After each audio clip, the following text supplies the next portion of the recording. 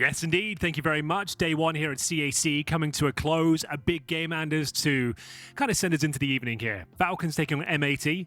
Not massive amounts on the line in terms of we're just working out who goes to the playoffs and who will go down to lower bracket here. True. Falcons the heavy favorites, but M80 going to be playing with some heart today. I think they will. I think this is actually going to be a really fun game. M80, they're a fun team to watch. They play interesting Counter-Strike. Yes, they're going to have to play their absolute best game here to take down the Falcons. But, you know, the map pool is still being built here by the Falcons. So maybe Inferno is where they can sneak in a bit of an early win. It's going to start off right now, Henry. What do you any surprise picks? I mean, it's Inferno's always been a questionable map for Falcons, in my opinion. Let's see if Karrigan coming in can actually help them out. The main thing has always been about Inferno, they never seem to win any pistols on it. Like, they always have really slow starts on this map, but let's see what Karrigan can do about this. They'll be starting on the CT side. They've got double dual elites in the hands of Keisuke and Nico. We are going to see some damage exchange. Lots towards Tesses, finally finished off by Swisher. And it's going to be an early 5-on-4. They're playing a very defensive game here on the T side of Inferno. Not giving much away at all. Waiting for that aggression to come through. They've got the 5-on-4 and still with a smoke and a couple of flashes here. There are no kits on the CT side. They have a smoke and an HE themselves. And currently 3 players positioned towards middle, leaving Karrigan alone towards that B-bomb site. There's another set of dualies in spawn that makes no sense whatsoever. I mean, I guess when they rotate over towards B, they can pick them up. Is that the idea? Nico in the middle. We'll see what the dualies can actually do here. MongolZ with the headshot, and Keisuke is going to pick up one on JBA, but at the same time, they're running back in. And like you said, Karrigan is alone. He's putting up the smoke here.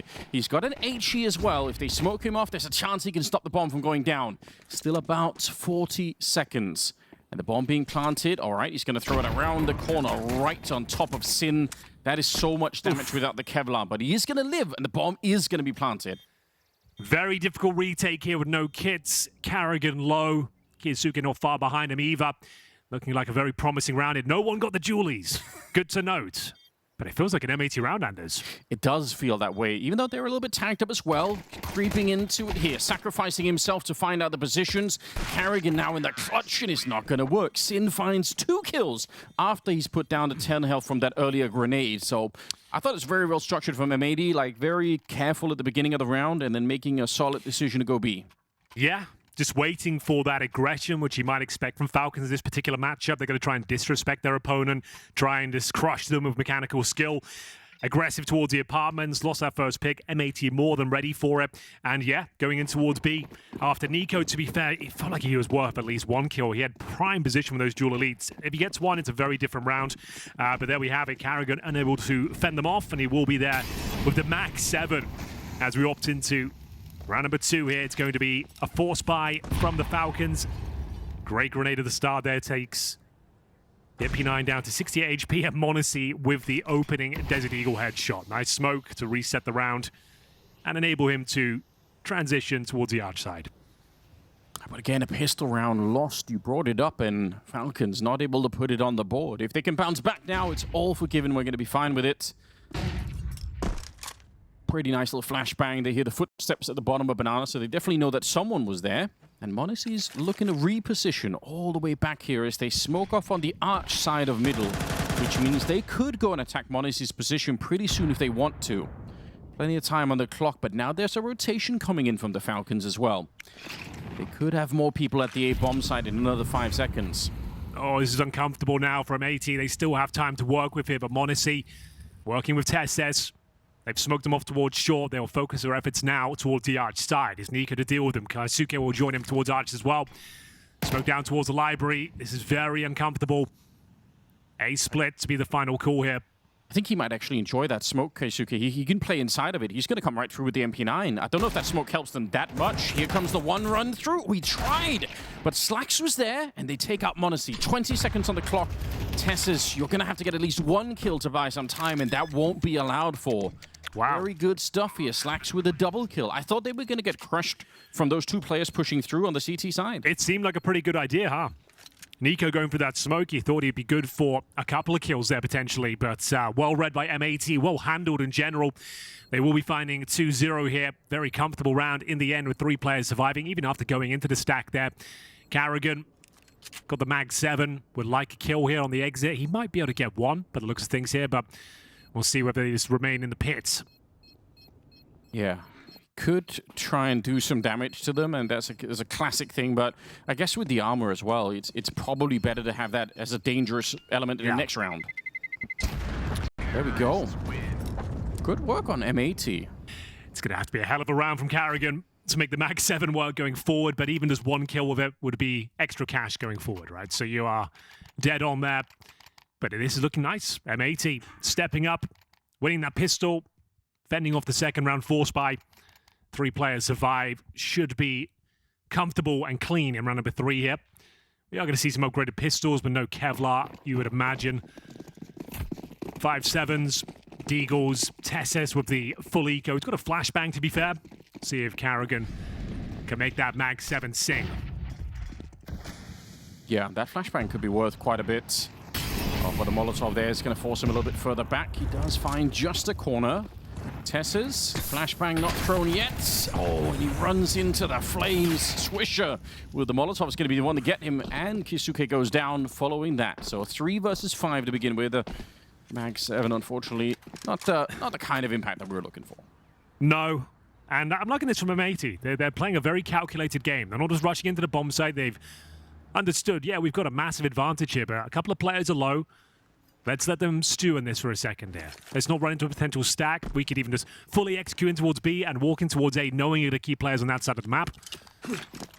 Here comes the execute. Looks like they're going to go into this site, offer their smoke towards the coffins and CT spawn.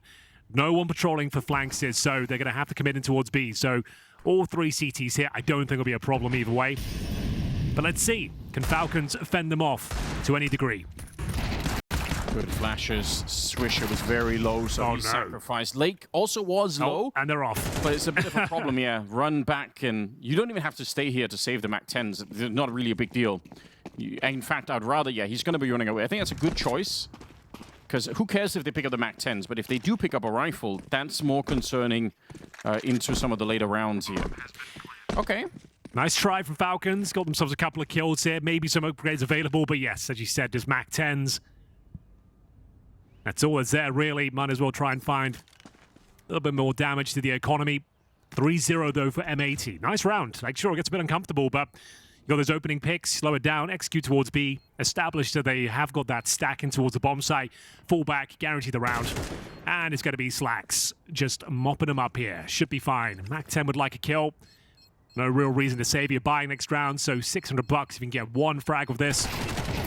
There it is. Gets himself a Galil now. Tesses making this one awkward.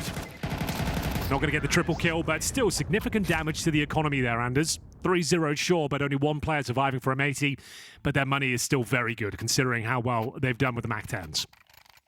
Yeah, kind of annoying there for M80 not being able to celebrate that round a bit more. But we'll see what happens going into some of the later rounds here. Scott MongolZ on the AWP. Slacks could buy one, and he will. Now, obviously, I'm not trying to compare MongolZ and Slacks because there's kind of different weight classes going on here, but I think Slacks is actually a fairly respectable ore, but he doesn't try to be as flashy as some of his opponents, but I mean, yeah, pretty good. He's had a great start as well, 5-1. Confidence will be flowing. Bit of runway to work with. Could take some risks with a 3-0 start as well. Oh, that's got to be so close to burning Keisuke in the corner, but he somehow just gets to live. It's a bit of a mystery to me how those... Like, sometimes it feels like people are... Like, you see the flames almost on the models, and they still just don't burn. Wild how that plays out. JBA takes a look. Doesn't really immediately get a chance to fight there. Still quite composed, quite calm here from M80. Just trying to establish map control, exchange utility with the CTs without losing any players in the meanwhile. But smoked off towards Banana. Still with the majority of their util on the T side here. MongolZ waiting to be activated. Currently patrolling the A bomb site with his AWP. It's the B bomb site historically for Falcons. It always feels weak. And that's hopefully something that could change. I mean, in that sense, I suppose Carrigan is a bit of a sort of a boomage type figure. Like, he could be using the SMGs and all the rest of that. It could be chaos up there. So maybe there's a chance for that a little bit later on. Grenade right on top, but down to 35 seconds as well. M80, they've really left them one late in the round, and there's already a 3-man setup here. There? What a spray down! They've hit him through the box. They've opened up the bomb site. That is spectacular for M80. Did Nico not com that he wasn't covering Arch anymore? Because MongolZ was just there watching Arch fully exposed. Nico had fallen back. Yeah. Saw a player there and just got shot in the back of the head. I guess MongolZ was hoping for one and done maybe. But I feel like Nico had to hold Arch for him. There's no two ways about it. And if he did com it, I'm not sure MongolZ heard it. Yeah, I think you're onto something. Like, there was definitely looked like there was some confusion even at the start of that attack. But for M80, I mean, something that I enjoyed about this, not that they had a lot of choice here, but when they pick a bomb site, they really follow through on it. Like, there's no stepping around. They're not halfway falling back all the time. Like, it's great commitment to that A attack, and sometimes that perfectly illustrates it. Look at Nico's position. He's the one patrolling Arch, and look when MongolZ died. He needs to be the kind of the factor that stops MongolZ getting shot in the back of the head. At least go for one. Him retreating completely and selling his AWP, like that's really questionable. But hey ho, it's going to be M80 with 4 rounds in a row here. A scrappy one there as they try to collapse into the A bomb side very late. But yeah, give him full control of the Arch side. Really worth mentioning as well that M80 do need to win this map to make it interesting, because Ancient is the second one and Falcons are going to be good. And that's not a map that M80 are going to be doing a lot of good stuff on, I expect. Okay. So I think it's critical that they pick up this one. And you know what? They actually do pretty good work here on the T side as well. So 4 rounds to begin with.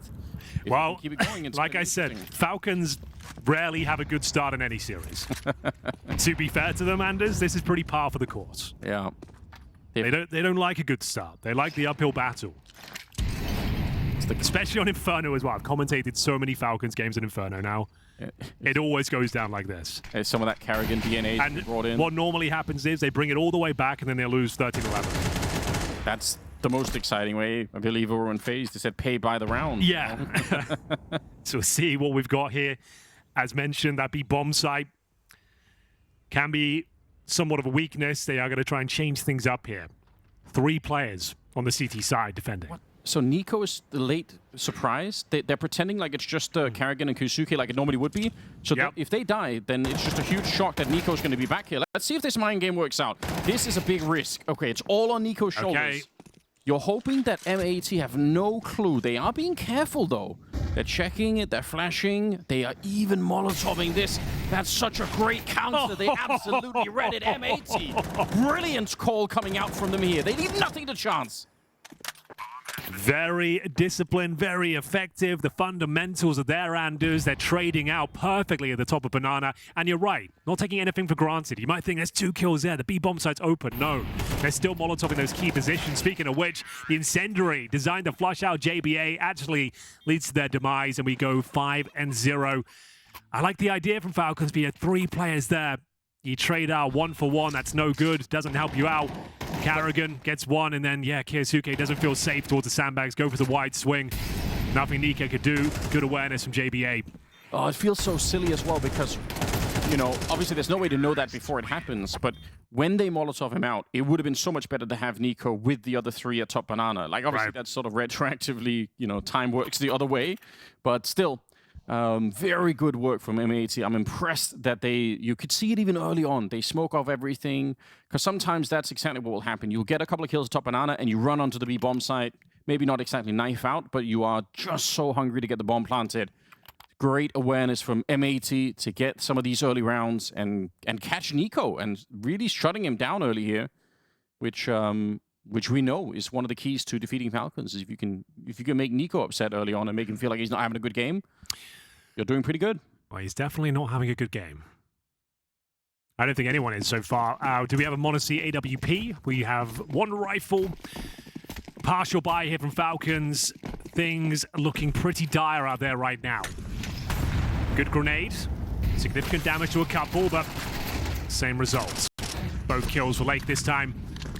And it will be Nico. We'll have to do the same as we were hoping for in the previous round. He needs 3 kills with the Deagle. Not going to happen. Lake just farming that money, baby. Round over. 6-0 confirmed. Everything about this is shaping up so nicely. It's not really a game so far, is it? Like, it's not. They're not every single call, every single play. Nothing too flashy. No crazy fakes or last-minute executions. Just gaining space on the map. The fundamentals are there. The trade potential is very good. And a few key mistakes from Falcons, i.e. that round towards the arch side where MongolZ goes down and gets shot in the back. Yeah, M80 just capitalizing upon the advantages and mistakes made. 6-0. Clean sweep. Lake with 3, farming a lot of cash as mentioned, up to $8,000 now. Does he dare use the MAC-10 again, Anders? He's got 7.3k after buying nades. They've got 2 helmets on the other side, so it's not a completely crazy idea. I don't think it is either. I feel like Inferno is just one of those weird maps with the MAC-10 is actually pretty viable in a gun round. And Kyusuke is going to be playing that front of banana position, so he's got no helmet. He's always playing on the front foot. They never play crossfires on the bomb sites. The round is decided at the sandbags or car position for Falcons every single time. Which is fine, but it's like we said, it's a weakness on the map for them. I would say, surely, let's change things up. Let's go for a more defensive setup, lad. Let's bring MongolZ over. Let's just get some control of this side of the map. But it's always like this. Yes. I'm living and dying. Like, yeah. Well, we just commentated these guys so many times. This is always the conversation. Yeah, hence the frustration, because you want to see them do something different. This is wild. He's pushed all the way into the T side with Carrigan not even able to help him. He's so far away. The thing is, if you do it every round, they're going to be ready for it. If you're always aggressive, always playing towards that corner, they're always just be hyper aware of a maneuver. That's a nice grenade at least. Round not necessarily over, but it's looking pretty good here for M80 once again. TSS will spot one towards the apartments. Key fights. He will win. I understand why Tessus had to take that fight, because if he wins, they can rotate towards B, but... Oh, it's rough, isn't it? MongolZ taking out JBA. Cooking. Now Nico slowed them down so much here. That early grenade, I'm a bit surprised they don't try for it a bit more. He's going to be inside of the smoke now, and a grenade right on top. He's so lucky to be alive. That's wild. Well, I assume they spotted him there. Going to try and pop over the smoke as MongolZ, but no one home. Re-smoke on spawn, retake with the AWP. It all comes down to Nico, who's been tagged down at 30 points of health. They have a kip, a couple of flashes, but this does not look good at all. Smoke goes up, but they don't have another one, so if they wanted to smoke out the bomb, that's not going to be possible any longer, and that bomb is ticking right now. It's MongolZ with the kid as well. You're exactly right with the AWP, so let's see how this one plays. Damn. Nice shot onto Sin, and Slaxy can't find it. On top of the smoke there, MongolZ straight on, and Falcons finally pick up their first round. Okay. That started off as a 5-on-3 advantage for M80. Yeah. Kaisuke pushed through the smoke. Questionable move there. It was a blind kill, to be fair.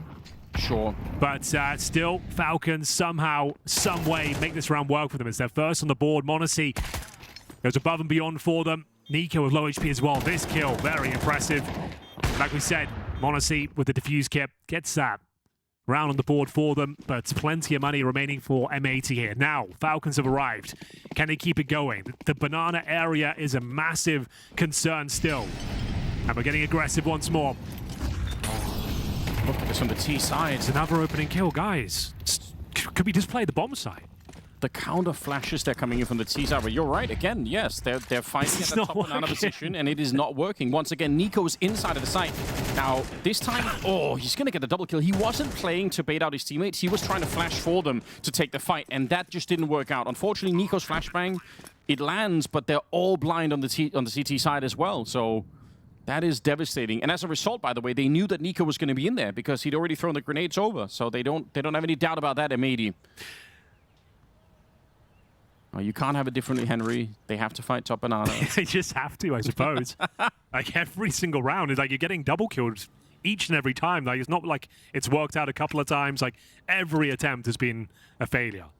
Yeah. And like sure you managed to recover that 5-on-3 in the previous round, but you lost 2 players at banana there again.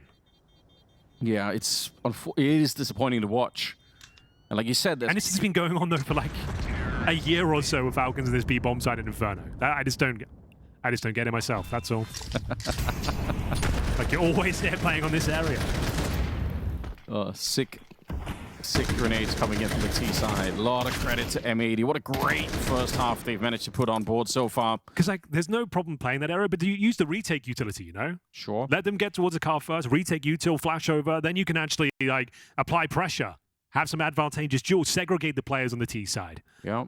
You can disallow that boost if you do the retake util, the smoke lands on the half wall, Molotov the car, then you've got some advantages there, and you're pushing them back. That's when you should be going for that aggression. If you're taking a face-up duels every single time and you're not really hitting your shots, feels like you've got to change the setup here. Another way would be to throw MONIC over there every once in a while. I think the last tournament in Europe, Rotterdam, perhaps, we were saying that. Yes. I was begging for MONIC to go over to B. I was like, just send him over there. Well, we're back begging now. Yeah, like that's what I'd like to see. Like, you're right. And that's normally the remedy for these sort of problems. And then you get MONIC holding that tight angle. He gets one, and it means they have to adjust their setup and be aware of that prospect. We'll see whether it ever happens. It doesn't look to be the case. Surely it's a more tentative hold in the CT side. There we go. Okay, defensive smoke this time. Not fully committing to the fight. They're in the bomb side this time. We have got aggro on the other side, though. It's still quite a weak buy with Tessis on the MP9. MONIC, finally an opening pick going in their favor. So, CTs remaining disciplined over towards B. MONIC's got the opening pick. They're going to reset the round, enable that crossfire mentality. MONIC slipping away, making noise right at the end. I was just about to say, it's beautiful to watch him get down from there with no noise whatsoever. Oh, that Molotov, they're going to hear the burn on the other side here. But Nico standing real tall on that one. This time he's got MONIC's back. Slacks and Sin left. And finally, some signs of life coming up from the Falcons side. This one is in the bag as KySuke's pushed down towards the bottom of Banana. And Slacks here. A little bit of damage, I guess, would be nice. Bomb is on the other side, so you can't even run B. True. But honestly, they have so little money on the Falcon side. If you get 2 more kills here, that's kind of huge. I don't know if you have to go for it, but it would be fun. We like to have fun here, that's for sure. But 4 players surviving for Falcons. Tessis chomping at the bit to upgrade to a rifle as well. But that was all about MONIC there. Getting the opening pick towards the apartment. And notably, Falcons not going all in towards a Banana. They threw some initial defensive util. Set up crossfires on the bomb side, recognizing the aggression simply isn't working. And yeah, they managed to have quite a convincing round here. Round number 9, no problem. Nico, nice defense there with the spray down the M4A4, gets a double kill. I was going to say, they have a lot of money on some of the players, but Swisher actually had $700. So I suppose saving the rifle means Slacks or JBA can drop Swisher, and so, yeah. Yeah, they got money. They got 2 players at 10k. Yeah. Here's the opening frag from MONIC. We want to see him keep this sort of play up. Stay active around the map. Maybe give the B bomb site a visit. Show some presence there. KySuke pushing down B. Finally, that aggression is rewarded. Gets a nice backstab kill there. And we're getting into round number 10, closing stages of this first half. Falcons, the heavy favorites of this tournament, especially of this series as well. But Inferno always been a peculiar map for them. Shot through the wall, Nico down to 15, and not dissuaded just yet, trying to get out of there. MONIC will open things up and find Lake in towards the boiler room. It's an interesting variation to see Nico run down in the middle without the smoke being there. Yeah, and they have been throwing that smoke. They have, yeah. I mean, it's such a... like, the reason you throw it, I suppose, all the time, right, is so that you don't know when they're pushing. Yeah. So, but, yeah, he got spotted, nearly killed. They've got the opening pick, and Carrigan's deciding now, how do we play this B-bomb? So get in there. That's okay, I love this. Finally, let's just play the site, use the advantage. Make them work for it, make them commit, have a strong setup. It's exactly what we're seeing here. Run that time down. 4 players in towards B, but with the boost, they should be good for a couple of kills here. You can see it's Carrigan beneath. He's going to try and take the aggro and suggest no one is boosted. He'll be face-checking the angle, trying to hold them off with the util. Did they block the smoke? They did. So you can remain up high. KySuke will have to go huge here. We'll see what he can do. Full B execution coming through. He's got the AK-47. They're assuming they've smoked the boost, so I'm guessing he gets 2 kills here, Anders. Hoping he gets 2 kills. Should. Oh, it might not even matter. Carrigan has found them. 1 through the smoke, a headshot on Swisher. And there's the 1 kill necessary. 2 winning the round, but it's actually Carrigan. Triple kill. See how comfortable it is when you have the crossfires, the bomb site under control, util to hold them off. There's a reason you've been begging. Yeah. See how much better it goes. All jokes aside, solid hold. MONIC must have been a brutal shot. Yeah, absolutely. And yeah, really nice play. This is what we wanted to see. Keep it simple. Play the advantages. You don't need the car control. I feel like as well on the T side when you're coming in, if you can spot that the smoke has been blocked, that's an important feature. Like, you've got to call that out on the T side. And it didn't feel like maybe anyone on the MIBR. Well, to be fair, Carrigan sprayed 3 down through the smoke as they came through. True, that's fair. I don't really think that was the column they were really worried about at that stage. We're dying, guys. Yeah, everyone's getting mown down. That's fair. That's reasonable. But finally, they've broken the bank. M80 will take a partial buy here. They've got a hero AK for Slacks. Smoke down towards Arch. This is the apartments pop. A strategy as old as time itself, Anders. Flashes over the top. Tessa should be ready for it. Not the cleanest spray, but he's got backup from Monacy, and it's no problem. This was a woeful start from Falcons. We're looking for 7-5 here. 1 round from doing so. They've actually got 5 AK-47s on the CT side. I don't even know how Monacy got half those kills. He's so fast. Not a lot of... They've got a spare AK in spawn now. Oh, okay. Like, that's insane. So you've got the AWP 4 AKs and a spare one. Just in case Monacy needs it or you run out of ammo, just get another. The running out of ammo thing, people are really alarmed about, but it hasn't happened that often. I've seen a couple of pistol rounds, like with USP, where people get in trouble. Sure. But I mean, he's got to manage your reserve bullets better. That's it. It's like not a huge deal. Oh, that looked very weird for JBA. Okay, Monacy really has turned up the heat. He's been getting opening picks at the last 3 or 4 rounds, I think. Yeah, getting another one here. AWPing as well on Inferno is not something that a lot of people enjoy doing, but he is in the zone now. 12-6.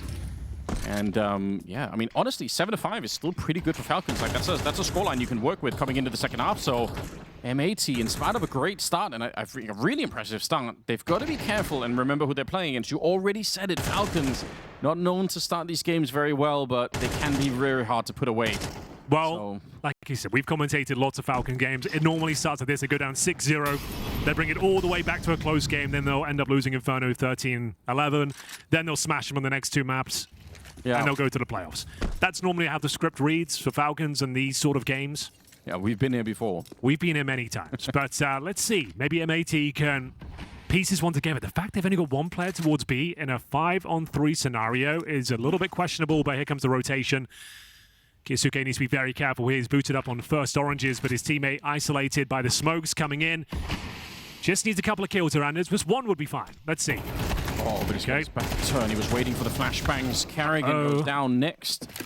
I share your concern. Even if there was a rotation there. Oh, holy God, what a lineup for him. Monacy. There's that spare AK. He picked it up in spawn. True. Comes back, shuts them down for the smoke, and leaves Sin in a very tricky to win 1 versus 3 here. He's in the church, possibly saying a prayer or 2 because they are going to be coming for him. They got kits on everyone. They got plenty of grenades as well on the CT side.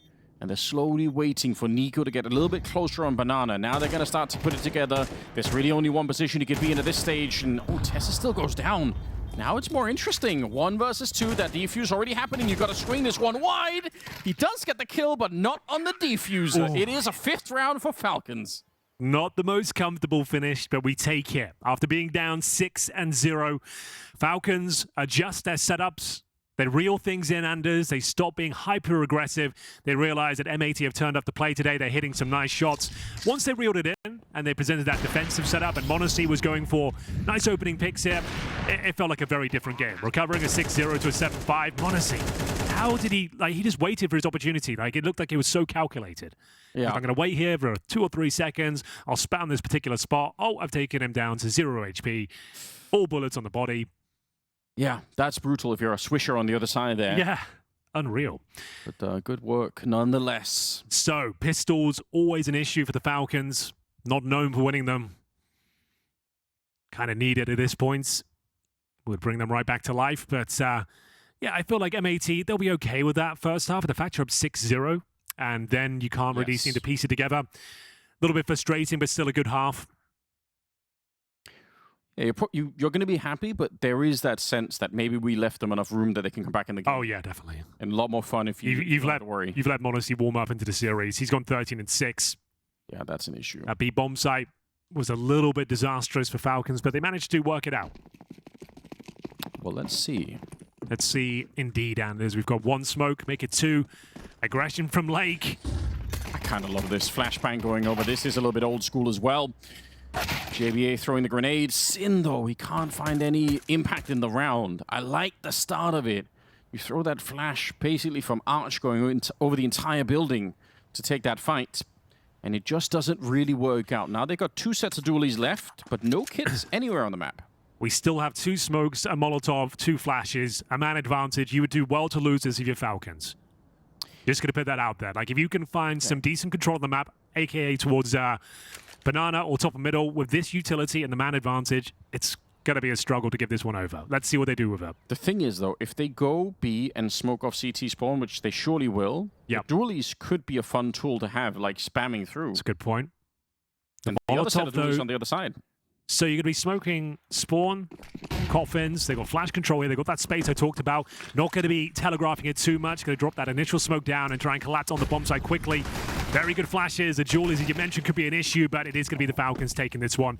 JBA too far removed. Well played. Nice little pounce approach there. Like I said, not too telegraph, not going for the full execute.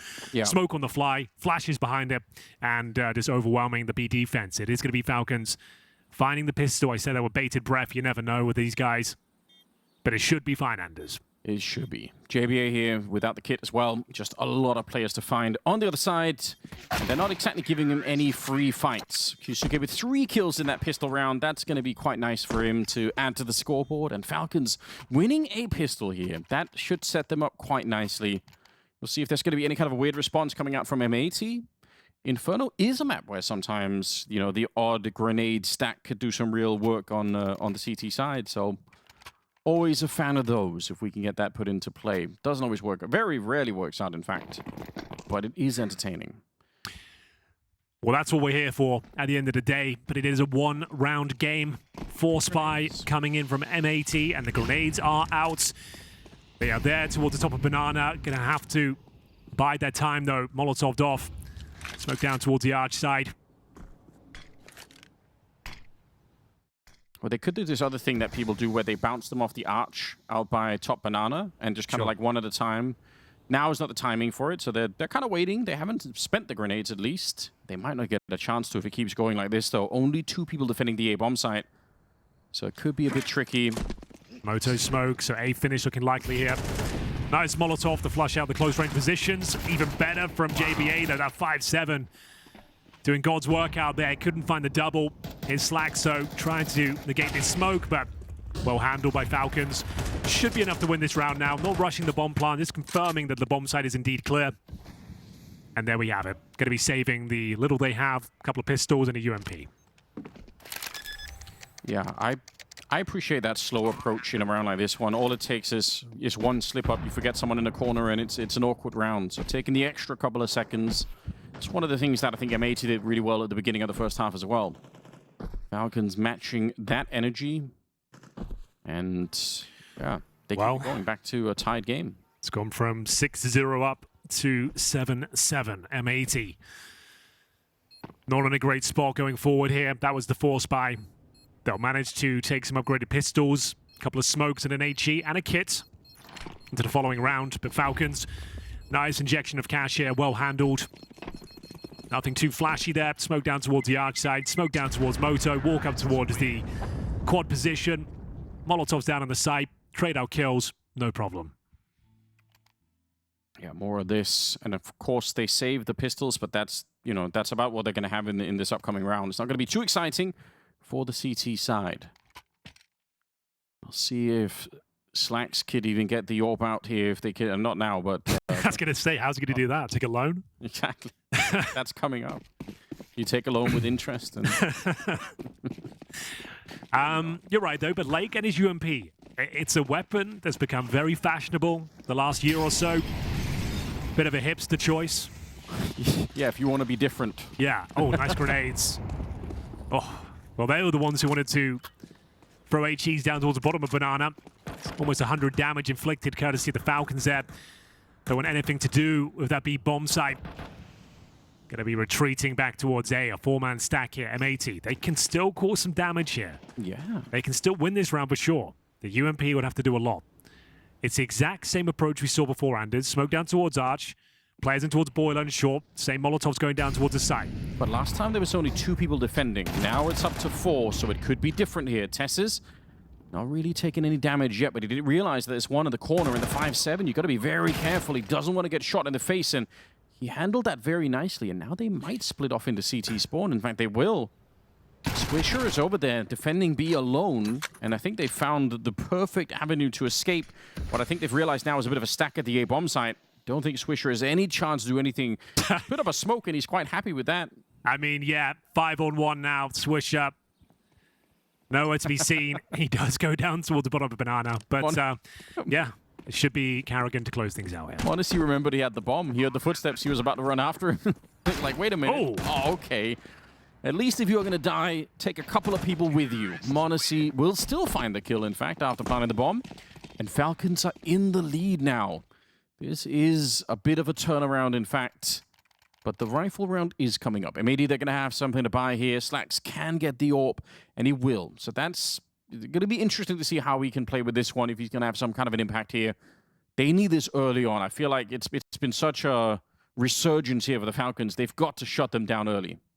They've got to. Tactical timeout. Def will chime in here. Things getting a bit uncomfortable. They're up 6-0 on their map pick.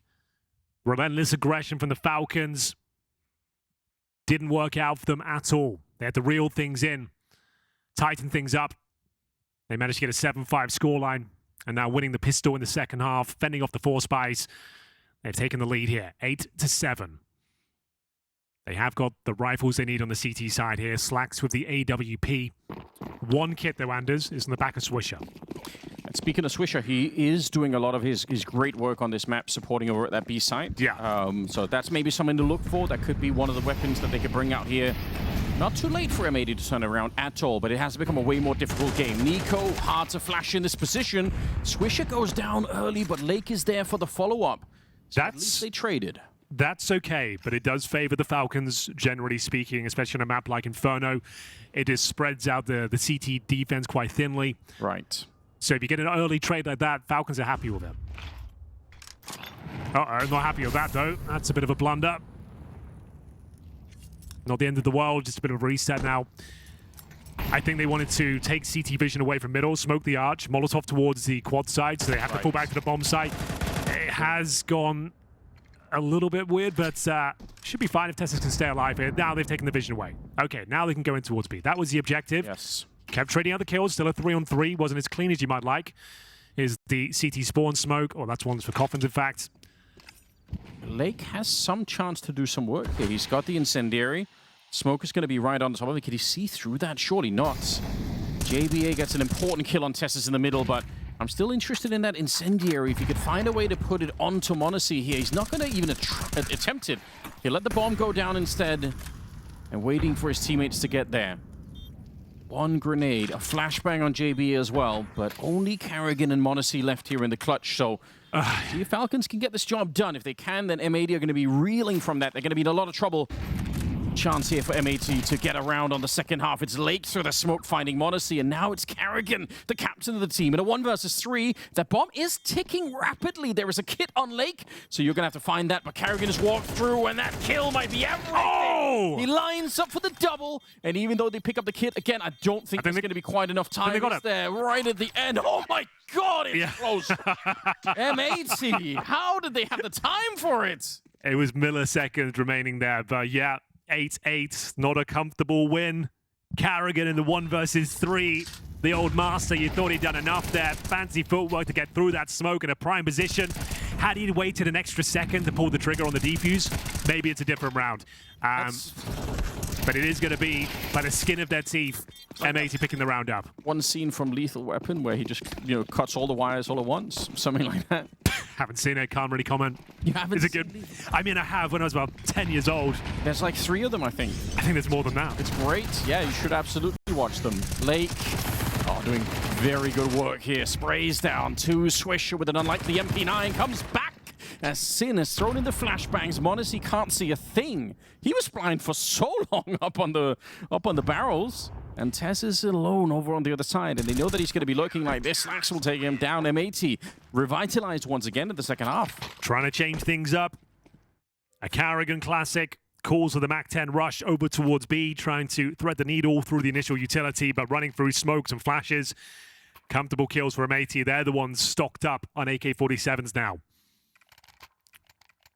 They take the lead, 9-8. 4 AKs stolen over to the CT side. Pretty massive.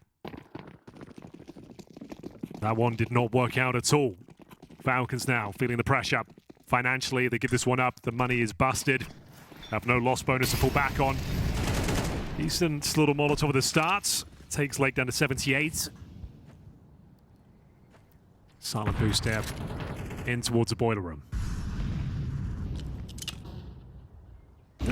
Smokes down towards Arch. Nico edging the smoke. That's the retake utility we were talking about before. Right. Get the smokes down, flash over. Instead of taking bombardment of grenades at the start, wait for that to subside, then claim the position, the territory. Looking for mid-control our Falcons. Sin with a nice grenade prepared here. Doesn't throw it yet. Didn't feel like it was the right timing, but it looked like it would have been. So we're going to set up smokes for Arch here. If he gets thrown another one, he can smoke library as well, but just going to be throwing that one down towards the library entrance. Towards B we go. Lake, you need to be careful here. It's normally a one-and-done position. Good flash, gets nothing. Here comes the second one from Sin behind them, trying to see if he can rotate over in time. Swisher, fantastic work. He's found 3, trying to get that quad spray down there, but might have been enough. 2 versus 2 and 24 seconds here. They're going to pick up the bomb, and there's nobody in CT spawn except for Karrigan, but no CTs that are rotating through. MongolZ plays that so well. He's picked up a smoke, a Molotov. He's going to drop the Molotov at the top. That's 7 seconds. They can't even consider going for the round. Hold on to your AKs, boys. Well played. A bit scrappy, a bit uncomfortable, but they managed to get the job done. No choice but for M80 to save here, and mainly because he's got the AK-47s. But it will be a tied game, 9-9. Oh, Sin's rotation put 3 people on the B-bomb site. Yeah. And then they even try to catch them coming up banana because clock was running down low. Like, everything about this from M80 was, I think, working out quite nicely. Swisher got the triple spray down, but it just was not enough. They fought their way through, and they had Karrigan and CT spawn, so they knew that nobody was rotating through that way. And like you pointed out, the utility pickup there for MongolZ, huge to win the round with. That's going to tie the game once again at 9-9. Might be time for another tactical timeout. There it is. Yeah, you can feel this one slipping away from them somewhat. Some rounds that Falcons, to be fair, are having to work hard at. It's not like it's a foregone conclusion. They're not blowing them out the water. It's coming down to the wire. Yeah. So Def trying to rally the troops here. They saved 2 AK-47s. The money's okay. There is definitely a buy there. You're just joining us. This is the best of 3. The best of 1s are done for. This is the Group A upper bracket semifinals. So the winner goes to the playoffs. You will come back on Friday to decide whether that's quarterfinals or semis. Yes, so you can relax a little bit, but it could make a massive difference whether or not you end up in the quarters or the semis, depending on, who you're playing. And I think for this sort of event as well, when it's in Shanghai, jet lag definitely is a factor, right? Having a day off just to actually recalibrate and just have a chance to do some practice and work out what went wrong the last couple of tournaments and stuff, and just kind of get some more time, especially with Karrigan in the team. Yeah, that's going to be worth its weight in gold for Falcons, I would say. A bit more time to prep and kind of regenerate. I think it's a really good point, isn't it? The amount of maps that they need to play before getting into the major, kind of getting him up to speed on everything and making the team gel. But, I mean, the desk were saying, the vibes look good, and yeah, it is true. Like, there is something about that, so maybe they could keep it going. More retake utility coming in. It's standard for a reason. But yeah, neither team really has a lot of money to work with either, Henry. Like, this is a bit of an issue for both sides. So this could be one of those pivotal rounds in the second half where that decides how much you can actually buy for the rest of it. Lake trying to get away with something dead, jumping. You've got to be out of your mind against Nico of all players. Yeah, right. Why would you do that? He gets away with it. It's all good. Tesses loves the lurk on the T side of Inferno. They're going to park him up towards the top of middle. B execution, maybe a contact play. Karrigan seems to like to play in front of the utility and surprise them instead of telegraphing it. Nico's going to go for the one tap here. Oh my, it's very uncomfortable for Lake. Incendiary, I don't think does much for him because Karrigan vaults up, flashed in. Wow, he's actually done very well there. That's wild. Yeah, the incendiary landed in the smoke, but the flashbang has wrecked them. Swisher gets another one, and MongolZ is alone versus 3, and only for a second. Sin the one to take him down, but great work from Lake. That flashbang completely ruined them. Yeah, his own flashbang and assistance from his teammates as well. Did not think he was worth 2 there, but he knew exactly what he was up against. Threw the incendiary to make things uncomfortable. The smoke is already down. The flashes were spectacular. He gets the double. And we said what an important round that was, Anders. The money is now ruined with no bomb plant. They have 0 loss bonus. Testes has $1,400 going into this round number 20. So if you're playing it by the book, you've got 2 players at around that money. So yeah. Karrigan $1,500, Testes $1,400. Some would say you need to buy this one. Yeah. Because if you take a full eco, you're going to be operating with Tech 9s and Galils going forward anyway. And that's what they're doing. You're exactly right. Even MongolZ joining in. I don't know. M80 looked like a team that could do this right now. 10-9. Like I said, they do need this because that second map of Ancient is very likely going to go the way of Falcons. This is the best position they've been in since they were up 6-0. So... Mentioned Swisher at the start as well. I think he came in with about 11 kills or something in the first half, right? But now he's up to 17. So he's done very good. And again, playing that support position over at B, he's super good at it. Definitely something to look forward to. So more of that, if you can deny Falcons banana control or win that fight a significant amount, that will make it a lot easier to defend on the CT side. Kiyasuke should be flashed in here. Does he just face check this blind? Oh my goodness. Scary. Yeah, lucky to be alive there.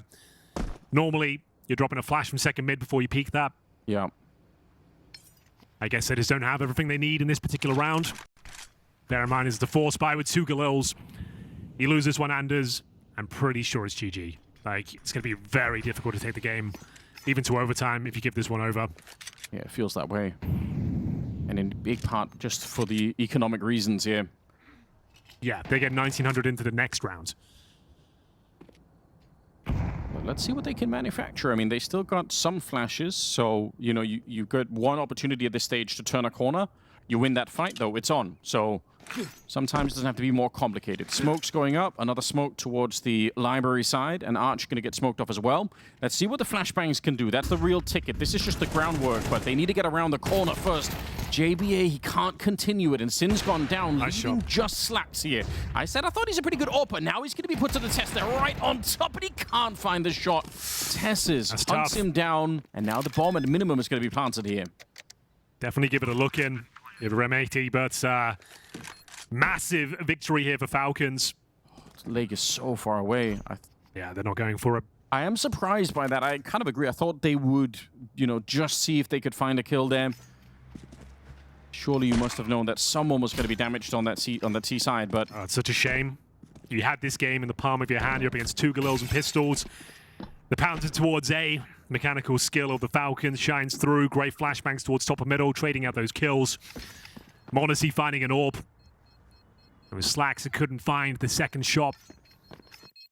Yeah, and possibly JBA boosted up. I think there was an opportunity for him to get the second kill, but it's all in the past now. Oh, it's so huge for Falcons. Not only do you save 3 weapons going in, you now get a nice cash injection. $3,500 instead of $1,900.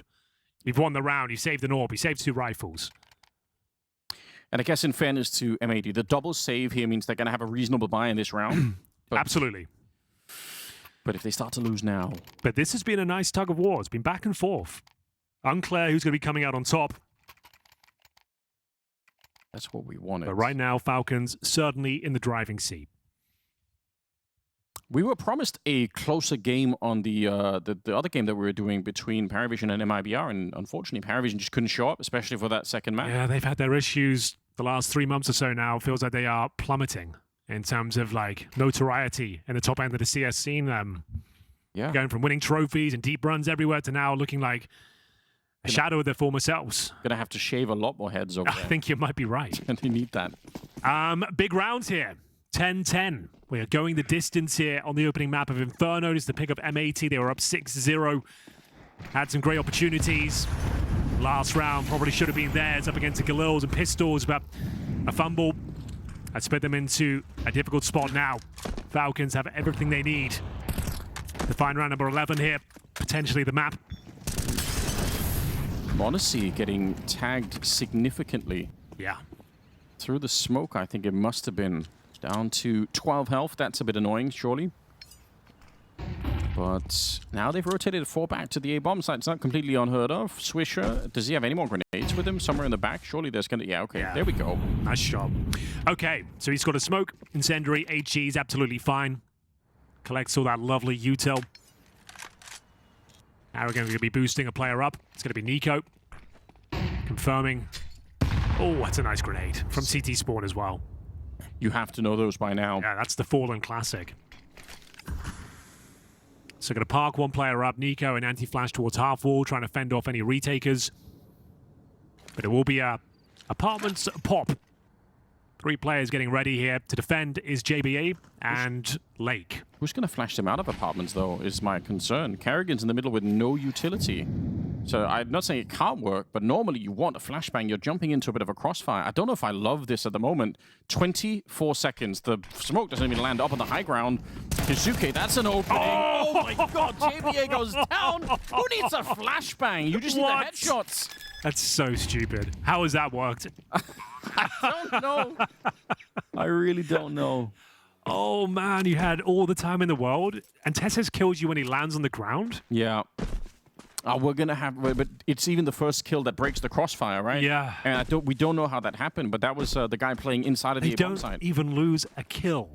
And you're right, they had no flashbangs. That strategy shouldn't really work without the flashes. Yeah. And they, like you said, they fumbled the smoke towards B. Like, it wasn't a fake at all. They knew exactly what was coming. They had the crossfire set up, and unfortunately couldn't connect the dots on a few shots there. Massive round to pick up. 5 players looking to survive here. MongolZ, Tesses low, but the hunt is on. Kizuke can smell blood in the water, and Swisher holding onto his rifle towards the coffins. Crazy round. Got to see some replays there. That was wild. Yeah, I'd love to see that opening kill from apartments. I don't know how they got away with that one. That should have been a very solid crossfire setup there for M80. Oh, that's rough. That's a real rough one. Look at the money as well. I guess they save a couple of rifles. I mean, that's maybe what's keeping them alive at the moment. But they've taken the eco. It's a bitter pill to swallow. Ooh. So, gonna need a miracle here. Aggression. Swish up, boost it up, going for a novel play. Not a bad idea. Sin. He's got so much space here. So many gaps here for Falcons. If they can keep this aggro up, Nico's going to have no idea. Yeah, it's a freebie. It's a pretty sloppy setup from Falcons here. Oh, almost losing out to a USP there as well. Yeah, that actually helps out quite a bit, doesn't it? Karrigan might be overwhelmed. He's going to be traded out. A missed opportunity for MongolZ. They will hunt him to the end of the earth here. And that's the bomb down at the bottom of the ramp here. So very sloppy indeed. He didn't have everything covered. You're so focused on that fight towards Banana, you've let them walk down middle and kill you at T-steps. You know if the CTs have low economy, it way ups the chances that they're going to be aggressive because they don't have the utility to play more defensively. So there's a lot of reasons why Falcons should have been more ready than this. It should have been a call that's coming out there on the Falcon side saying, just remember, guys, they're not going to have a lot of utility. They could try something if ever they were. Smoke up, but yeah, Kizuke down. You could see with the assistant of JBA, who did land that dink on him earlier. Nice shot. Tesses, but he's dinked as well. Huge for Swisher just to get that one headshot through. They'll find the kill onto Tesses, and somehow Falcons have given an opening right back to M80. Just a bad round from Falcons, I'm afraid. The fact you've let that happen, it's a really nice, aggressive little maneuver from M80, but the fact that's even allowed to happen suggests you weren't really ready for a round with, you know you've broken their economy. Yeah. Patrol, a very common maneuver is pushing down middle, getting aggressive. Like, the fact you've got no idea, no one covering it, and you can get shot in the back, like, where are you focusing your efforts? Yeah, because half the time what the CTs want to do is slow you down on Banana by throwing endless amount of utility, but when they don't have the utility, that's not even an option. So sometimes they'll go aggressive instead. Smoke up to try and deny the Molotov, and then Swisher with a very fast boost. I do like this. I mean, there's a way that this can work, but some of the counter utilities coming out. Nico pushing in front here. Let's see if they dared jump against him. I wouldn't recommend it. He's not having a bad game, Nico. Oh my god, he just deletes him through the smoke. He didn't even see him. That's disturbing. Okay, we'll take it.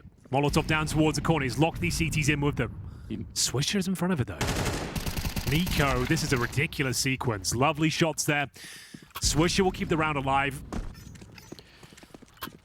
Oh, but they're going to come back to test him. We've parked up Tessus in the apartments. I guess the idea is he's going to try and catch any rotating players and anything he can. He's a little bit of a fake here. Okay. And he's actually done a very good job. That Molotov and smoke has pulled over everyone towards that side of the map. So that should be round. Yeah, there's nothing they can do. I wish there was a way of some kind of... Well, that's why we call it a gamble sack, right? Yeah. You know you're not going to win this round if you just play a 2-1 setup. So you take the gamble, 3 players over towards 1 bomb site. Going to have to save if they go towards B. That's exactly what's happened here. Ooh, he heard the footsteps for sure, yeah. Tessus knows that Sin is there somewhere. Yeah, true. Park himself just waiting for it. Every rifle counts at the moment. Yeah, stay as far back as you can. They might call on over another player. MongolZ could try and help out. If they can get rid of even 1 or 2 rifles here, it's going to be so worth it for the Falcons. Tessus has been very patient here. He knows there's a player in towards these apartments. Guaranteed. Does he check the right angles, though? Sure. There it is. That's the AK as well. Get himself a knife upgrade for his troubles. That's going to be map points. M80 do save 2 rifles here. Looks like there'll be no challenge on those. Nico, ridiculous little sequence from him. Taps through the smoke, gets himself a double. Nice to see him hitting shots like that. His style of aiming and facing fights, he's a nightmare on that like banana position. It's so hard to be up against. That's not lucky. That's calculated. He knew exactly what he was doing there. Yeah, sick stuff. Up to 18, in fact. He's 1 behind Swisher, who's top fragging. Let's see what we get. Grenade down at the bottom. It's pretty decent. Little tag up Carrigan a little bit. Another grenade lands on MongolZ. Swisher playing almost in the fire. That's maybe too much. And it will be Falcons winning the early top banana fight here. Oh, yeah, for sure. That's a massive victory. They'll try and do the retake utility at this point, but Molotovs to deny the retake itself. Very good response here from Falcons. Yeah. You can see how uncomfortable the CTs are.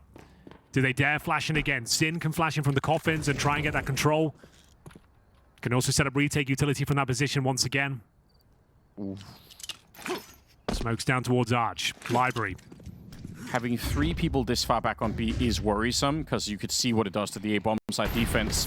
JBA in the corner. His teammate Molotovs him up, but he still picks up a triple. Carrigan goes down. How did that happen? That was his teammate burning him out of the corner, and somehow it's worked to get them into overtime, unless MongolZ could find 4 kills in the next 40 seconds. He's here, and they should know. He's already picked up the 1 kill. They're in the middle waiting, and a straight headshot from Lake. What an absurd round. I can't even understand what just happened. They heard the sound tick of the burning, though. No one seemed to be reacting to it at all. It was looking like a nice round there for Falcons. They had the mid control. They'd already pushed them back up towards Banana as well. So yeah, it's a CT incendiary. I guess it just makes things so weird that no one's really sure what's going on at all. But we are going to overtime. That's the headline. Okay. Bizarre scenes there. But they will remain on the T side. Recovering, though, from the 6-0 deficit, Falcons, I guess, give it the last round as M80 enter overtime here. If you want your teammate to peek middle, and they're not doing it, if you Molotov them, they absolutely will peek middle. You have to. So maybe that's like the hardest kind of motivation I've ever seen. You have to swing this. I'm going to make you. In you go. I thought you were tripping when you said it was a CT incendiary. I thought, why would anyone throw that there? That's what Falcons thought. There's no way. There's no way they'd throw the incendiary if your teammate's there. It wouldn't make sense, would it? Okay, well, this has been entertaining, and now we're in overtime as well. Falcons, they were looking to steal it away at one point there, but M80, they've been hard to put away themselves. Swish has been playing great over at the B bomb site, and the rest of the team, honestly, they're not that far behind at the moment. So here we go, ladies and gentlemen. It's overtime on the opening map here, picked by M80. Falcons would love to win this one and go on to Ancient, which is their home pick at the moment.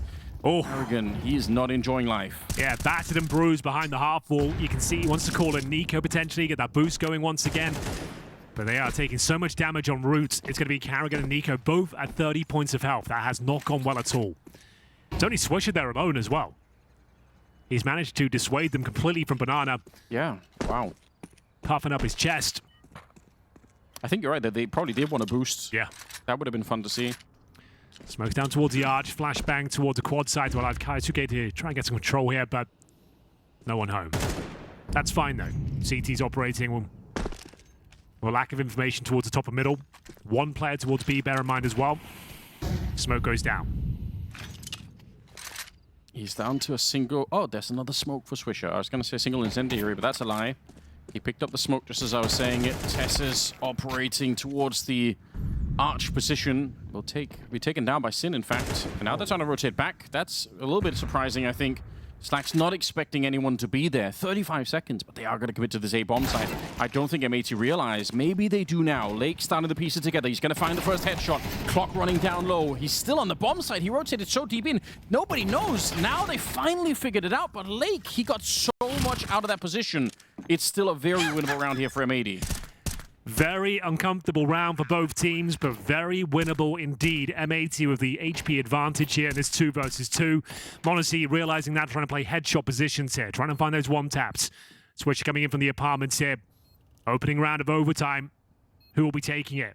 It's on a knife's edge right now. If they had the incendiary here for Karrigan, he'd be dead immediately. Now they've spotted it up. Swisher, you've got to go. Karrigan falls, and MongolZ is next. And Sin to pick up that last kill there. A good double for him, but I think Lake, he got the first kill. He rotated into the bomb site, and nobody knew about it. So once they killed JBA, they were still looking for Lake over by the library. They were expecting him to be somewhere in the back, and he completely fooled them. Nearly got the triple kill. It's looking so promising there. Falcons unable to hold on in the 2-on-2. Took so much damage at the start of the round as well. Will be M80 to take the lead, but a tactical timeout. Def just maybe trying to calm things down. These have been very chaotic rounds. He's been with the core of this team for quite a while now. A long time. One of the less talked about representatives from the UK. True. But maybe a little bit unfairly. I feel like he's done good work putting this team together at this point. Yeah, absolutely. I think he's a great coach. Good head on his shoulders, very calm, good tactical mind. I mean, they're playing really good Counter-Strike at the moment. It's been really enjoyable. I mean, it's Falcons we're talking about. Even if it's Inferno Falcons, this is still like the firepower difference between these two teams. You know, you could have come into this thinking, yeah, but even so, you know, M80, what are they going to do up against this kind of a lineup? Well, they're doing quite a lot of work. Quite impressive so far. It's been a couple of fumbled opportunities for sure, but you are up against Falcons. Like, they are going to best you in the mechanical skill facet of the game. But let's see. Big round here, looking for 2-0 on the CT side. Swish up, just alone towards B, time and time again. Yeah, great work with the utility. He just doesn't care at all. And they've actually given up on this one, Falcons. They're going hard and fast at the A bomb site. There's a 4-man stack here, so this is exactly what M80 would love. Flash coming out. Sin, it couldn't have been better. He will get sprayed down by Kyusuke anyway, but Slacks is there to take over. Oh, shot through the barrels. Tess is nearly dead behind this one. And surely there's going to be a teammate here. They've got 3 people on this side. Yeah, there we go. Lake to hit the headshot, and no chance for Nico, I think. 1 versus 4. The bomb is real far away. If anyone can clutch these rounds, it might be someone like Nico, but they should set this up. They've got the bomb in their control. Just deep breath here on the M80 side. Can't imagine a world where Nico wins this, I'll be honest with you. But you're right. If anyone could, it might be him. It's got no util. 3 players to find. They're all surrounding that bomb, playing very passively. You can even let him plant. It's overtime. Force his hand. Give him nothing to work with. And there is a cheeky smoke available, I suppose. But he's got to go so much further into the sights. So many angles to check. And the credit to M80 here, not giving him any fights. That's what you really have to avoid. A massive difference right now for Nico between a 1 versus 3 and a 1 versus 2. Yeah, he can't win this. No, not any longer. So little time. Shot in the back by JBA. I think Nico, he's obviously very scary in a clutch, but he's always scarier when there's very little time. I feel like he's so good at abusing the last 5 seconds of a round somehow. Keys to victory here for M80 have just been having 1 player over towards that B bomb site and having a very strong A site. They're doing a ton of damage as well. Each and every time feels like we're getting like 60 grenade damage over towards Banana, dissuading them completely. And then he has a ton of utility, so they run over to the start towards B. You can see on the radar right now. Drop the util off, park up a player, and they might change things up. They might go for an aggressive maneuver here. I think that might be the case here, Anders. We've got a different stance. I do like it. They've been playing that 4-man A early on very much. Now Nico wants to come through, hoping to find Swisher alone, potentially. It's going to be Lake instead, but they might not realize there's going to be a third player here. Nico wants to push the issue. He knows there's someone behind there. The grenade's going to give it away. Oh, that's more like it. As Carrigan flashing over Nico to get that triple. Well, sometimes you can't just let Nico off the leash. He knew he had a gap there. Threads the needle perfectly. Gets himself a triple. Just a formality now. It would be very Falcons-esque to give this round up somehow. Surely even the Falcons can't do this. Like, they can't give it away. I can't even imagine a world. There we go. But as soon as you say that, there's a couple of thousand people at home ready with a screenshot button for one of those, like, the famous Falcons, you know, the minimap clips. It's like, how did they lose this? Well, it's going to be Nico with the 23 kills, MongolZ at 20 as well. One round to show, though, after their T-side campaign. True. Is it enough? We've talked about the weaknesses of this B-bomb side for Falcons. They go back to the CT side now. Yeah, but they did start to figure it out. Once they went defensive, like we were begging for, that's when it was kind of locked off. It actually looked very strong. On our knees, in fact. Yes. Please, please. Stop. So, pressure's still on for Falcons. It's 2-1 M80. So, T-side here, one round would guarantee double overtime. And so it's supposedly scary as well for M80, because now that they switch to the side, MongolZ was very good opening CT side on this map in regulation. So that's something to deal with. It took him a while to get going, but once he started to find his confidence, he was very nimble, very active, but he never seems to go towards B. That's just one thing I can't get my head around. He's always peeking like bedroom, top middle, towards the end of the apartments. Like, he'll go for those aggressive picks, but never wants to go and join the banana. See if everyone wants to change things up here. It would be fun, you know, just to have it in the back of their mind on the T side. You could run into the AWP there. But we haven't seen it yet, and we won't in this round either. Carrigan and Kaisuke see whether they want to go aggressive. They've got that nice deep smoke, so it suggests they will be. Double grenade. Molotov exchanged. And they won't be fully sending it, at least not this round. A lot of grenades, not necessarily that much damage on either side. So still a pretty open round here. Third man rotating over is Nico.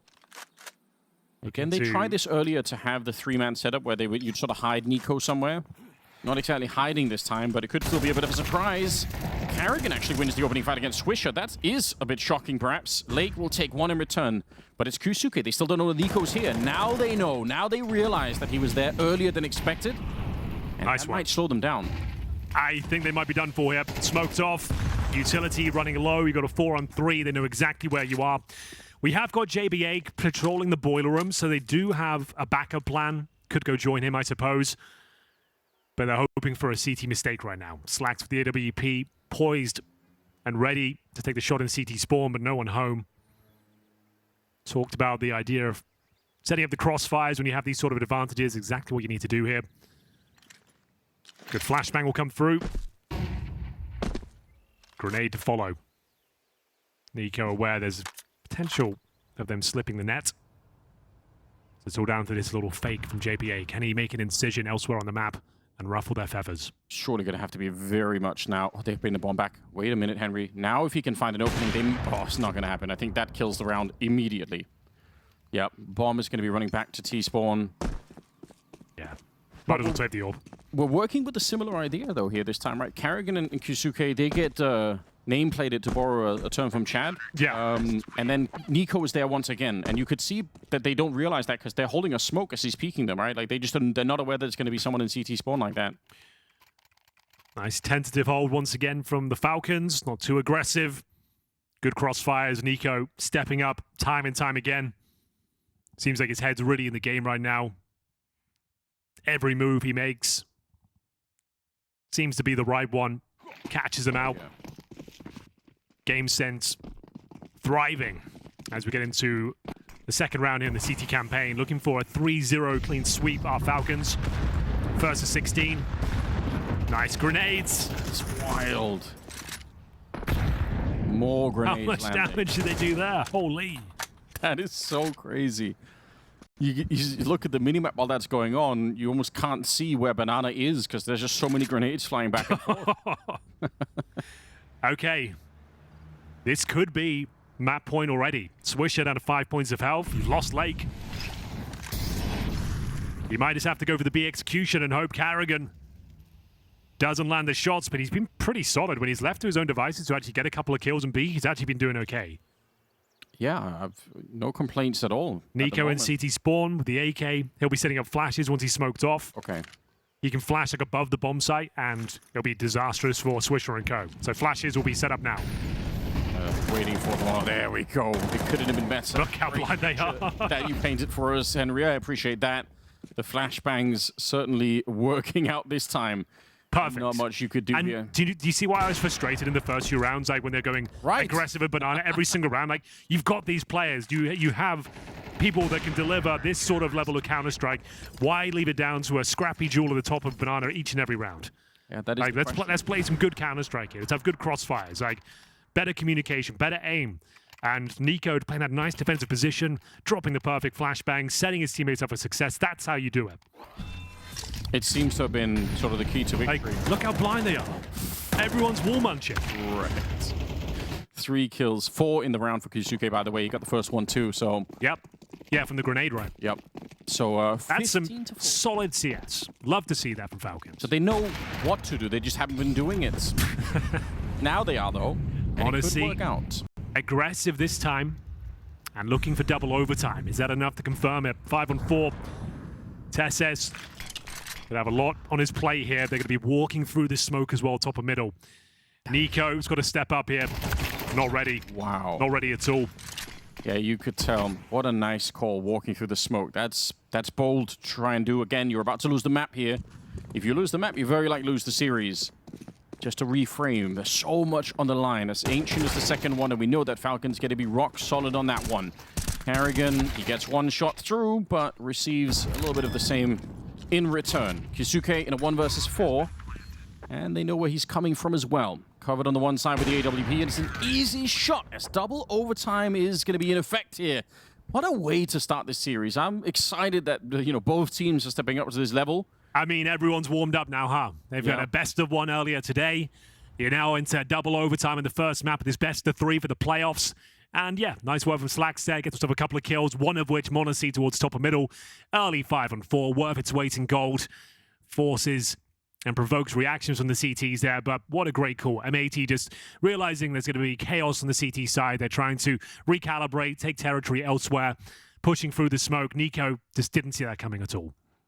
Just a very nice call from M80. Yeah, beating the timing there. I mean, that's a, you know, middle of the round kind of thing. You have the idea and you execute it almost immediately. Really well done. So double OT in effect now. I think Blair was talking about this on the desk, right? But Falcons, with this lineup, have only played Inferno once, and it was against the Mongols. But it was a 13-11. It's kind of close. Sure. Or as close as you can get, I suppose. Kind of close, Kind of close. I don't know what more I want. So, 1st to 19 now.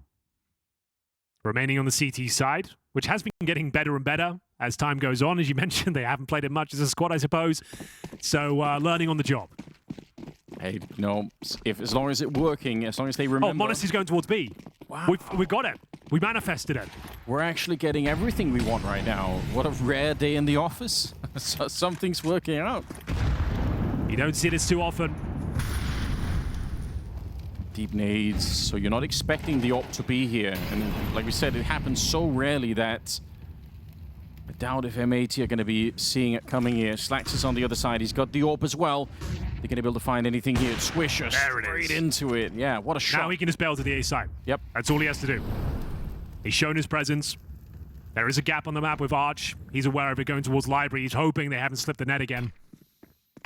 Oh, but he's going to get smoked off here, so we'll see how much he commits. Yeah, he's going to relocate back. He heard the smoke landing, so he doesn't want to play inside of that. They are wrapping. You know what? One good flashbang here could kind of ruin this setup. Counter grenade comes out just to slow things down. 50 seconds. And now the rotation's getting there. The rest of Falcons have started to show up. 2 people at the arch. Yusufi's not that far away. What a spray down for Nico. A very fast double. Okay. Tesses can't quite find it. Sin alone against the world. He's already found 2 kills. Gonna need 3 more behind that. It'll be Karrigan instead with a double of his own. But yeah, that early NiKo double spray, really hard to recover from. 26 kills from NiKo. Fantastic setup. All off the back of that MongolZ pick towards Banana, gave him the man advantage. As mentioned, as soon as you get that pick, you just run back in towards A, set up the turret. And NiKo playing very well today. MongolZ, some great moments as well. But 1-0 here in double overtime. Gonna have the AWP of Slacks here. Does MongolZ want to take that same pick? He has done a few times in regulation. Nothing but one-way traffic going in his favor. Slacks aware of it now, though.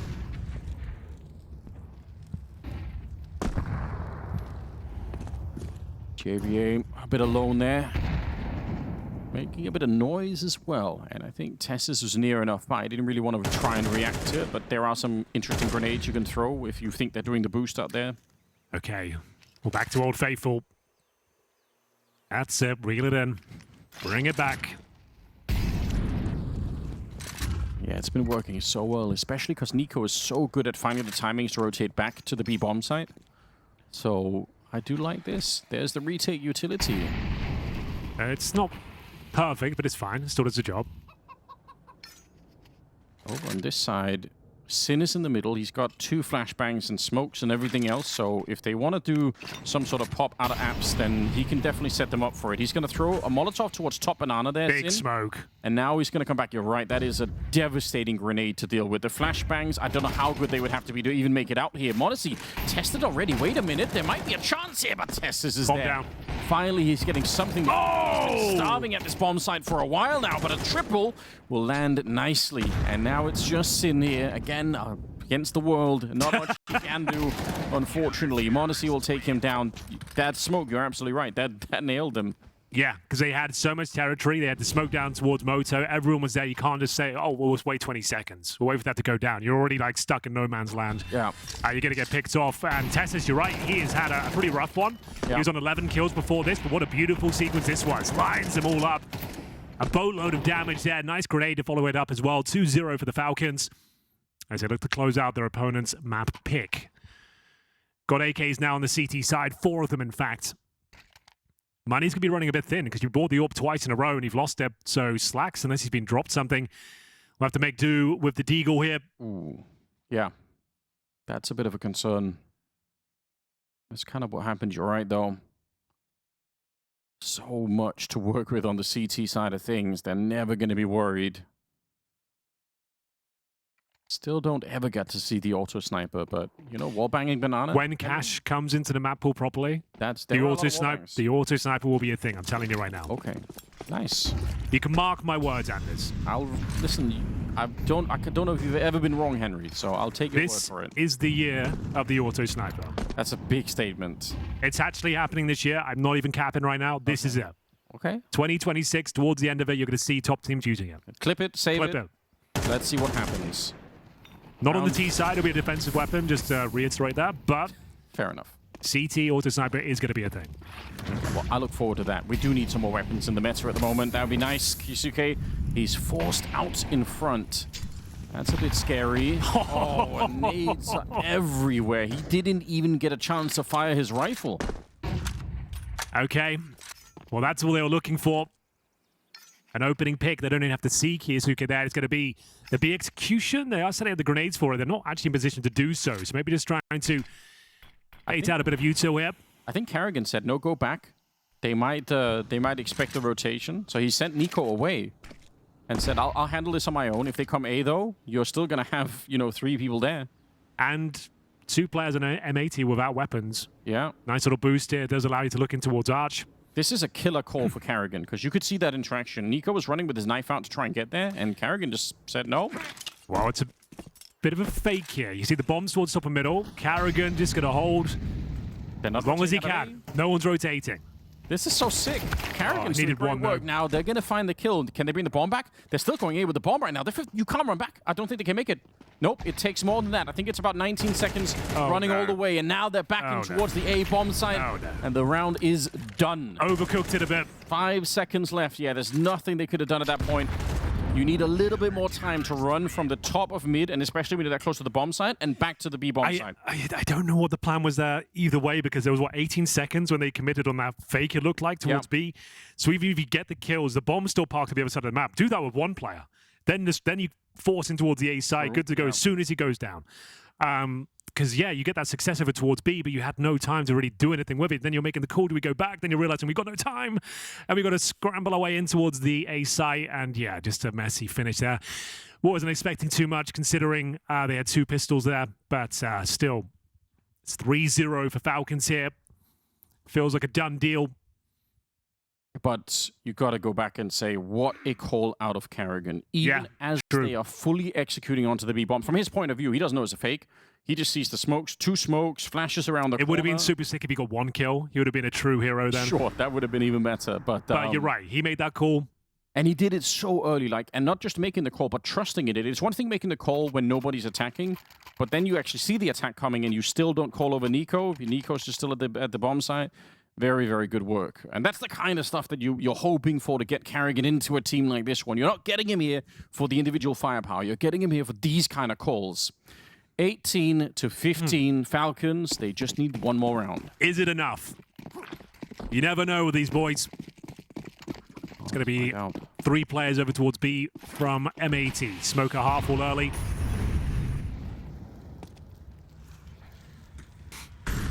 They had a lot of rounds M80 in regulation when they had Swisher alone and then 4 people at the A-bomb site. But I think at some point they started to get nervous that Falcons had figured that out. So I wonder if they're going to return to that. This time it's not the case. They've got Lake over here as well. But yeah, we'll see if M80 want to sort of shift around the defense a little bit themselves at top banana, maybe try something new. All comes down to this. Looking for that mid control. Smoke goes down. Flashes over. Confirming there's no CD presence here. The incendiary from Sin going to get spammed off the back of that. Needs to be careful, but the incendiary does a lot of damage. Reclaiming that control of middle. Slacks will be there with the AWP. Back towards B potentially here. Molotov down on the corner. Big kill. Slacks will find MongolZ once again. It's actually huge, like you said, retaking that top mid position. Now counter utilities coming out to slow them down. Oh, Karrigan's pushed in front of it. Wait a minute, he's in front of the incendiary. He might just try and see if he can run it down. There is an opening, but the more flashes that come through, the more they get slowed down on the T side. Now the smokes are starting to get there. And Lake, gotta be careful. They blow open the smoke and they find him. Karrigan sees the opening. And Keisuke's taking down Swisher. I can't believe it. It looked like they'd done enough there, M80. Sin runs in and burns alive. You hate to see that. That is not what you want to be seeing. Anders, I think it might be GG. I hate to say it, but I think you're onto something here. Slacks and JBA left got to be wondering how did we let go of this round? How did it even happen? Panic on Sin as he runs to the Molotov and dies, and the bomb is ticking away. Nico silently waiting in the back. He's got 27 kills. Tries to get another one, but Tess is the one to feast here. Slacks on his own. He does go down, but there's Karrigan to clutch it at the end, and it's a 19-15 victory for Falcons. What a game, Anders. It had everything. Back and forth. A lot of the Falcons were going to get blown out the water. They were down 6-0 to kick things off there. Hyper aggressive towards Banana on the CT side, but they reeled it in. They learned from their mistakes. Sure, it went to overtime. Sure, there were some uncomfortable rounds, but it's a map they haven't had a lot of time. He has great fundamentals, though. He hits the shots he has to. Good positioning. Doesn't give up his life for free. Sure, not as flashy, but still a safe pair of hands. We'll see whether he can go toe-to-toe here. Difficult map. The AWP is sometimes ancient. Oh, yeah, especially when you get smoked off in the middle all the time on the CT side like that. Exactly, yeah. Not the most fun, but let's see where this goes. Could be the final map of the day here, ladies and gentlemen. There is a B stream going on right now between Legacy and TYLOO. That is also an upper bracket semi-final. And looks like they're in overtime in their first map. So, a lot of action going on here at CAC today, and it will be Falcons starting on the T side here, and a B play looking very likely, smoking off towards short and long, Molotov either towards the default area or the cubby, and in you go. But they're going to be focusing their efforts towards Cave as their avenue of approach. It's going to be Slacks to defend. Molotov will land at his feet. Oh, they know M80 what's coming, and they want to fight towards the ramp before the cave part of it is pushed in. I actually don't hate that from the CT side. They knew that they were getting pincered, and they wanted to take one of those arms out. Definitely. But it didn't work. Unfortunately, they couldn't find it. Oh, that's an easy kill for Nico. Looked like he was not stressed at all. He's down to 2 bullets, and somehow JBA finds both of them. What went wrong there? Defuse is on. Just fumbled the round. They got too excited. Like, you've given him 3 fights in cave? Yeah. One by one. What are you doing? Nico couldn't commit to the fight because he had no bullets. He had no bullets. He had 6 in the first encounter. You get a clean 1 tap on the first. I just can't tell you what his teammates are. Are you trying to win the round or trying to get the kill? Like, what's more important right now? Getting the kill, obviously. Even got a wallbang headshot. Oh, Honestly, even got the wallbang of the Glock. So let's have a look at this. You got 1 player, and everyone comes in 1 by 1. You can see what they're trying to do. They're trying to protect Nico, but he should be protecting the bomb. He's got the information. He's got a kill. Yeah. He's fine. Don't worry about Nico. That's absolutely true. What a bizarre way to start it. You want us. The Falcons not really known to win a pistol round, but I mean, they've thrown that one away. Yes, they have. Okay. Like, you know, Nico heard both of them. He's killed the first. Just let it be. I'm baffled they give that one over. And if you commit, if the CT player commits to swinging Nico in the corner, that's when the rest of the team can peek if they wanted to, you know? But there wasn't even a full committal to that fight from the... Oh, that's such a tilting round. Even I'm a bit tilted. That's my favorite thing, though, about you, Henry. Like, it was on a plate. It was done. Either way, let's see if they can win this second round forced by... JBA is in trouble. He's let them in. Should be able to get 1. Not even that, though. It's going to be a difficult round here. Lake smoked off in towards Donut. Might be able to find a spam kill here. Can he deny the plan? We saw a lot of this today. Doesn't quite connect. Okay, then. I mean, if they pick this one up, Falcons... I mean, all is forgiven, sure, but they've got to pick it up first. Swisher takes a lot of damage. They do have the kit on Sin, which is important, but no more smokes on the CT side. So retake will not be easy. Nice pick off there. Sin finds 2 kills very rapidly, and it puts a lot of pressure on the remaining players here. Oh, he's too far away. He can't do anything. Nico, he was holding for a flank. He was expecting that someone was going to be there. So they just cleaned it up like nothing. Well done on the M80 side. So they save a Galil. The bomb is planted. I don't think they forced by again. I don't think they found enough kills there to justify it. But you felt like they were worth a bit more than that. They got the opening frag, no problem. They've got smokes down, and not a single follow-up kill after that.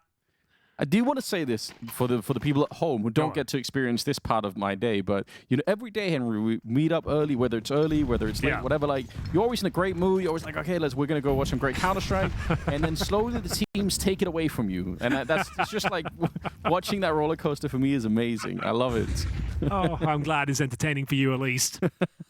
Let's see, Anders, what we've got to work with here. We've got the upgraded pistols. They have not forced for. They've gone for Deagle armor. Saved Nico Galil. Known for his wallbangs. Very true. Okay, honestly known for his bullshit. That is such a disgusting kill. Oh, okay, at least they shut him down, but Nico is there on the return. Oh, yeah, that wasn't a kill, that was a slaying that was happening in the middle. Carrigan should be going down here. Back and forth we go. HP advantage for M80 as Nico's down to 15 points of health. Might want to give that rifle over. And indeed, he has.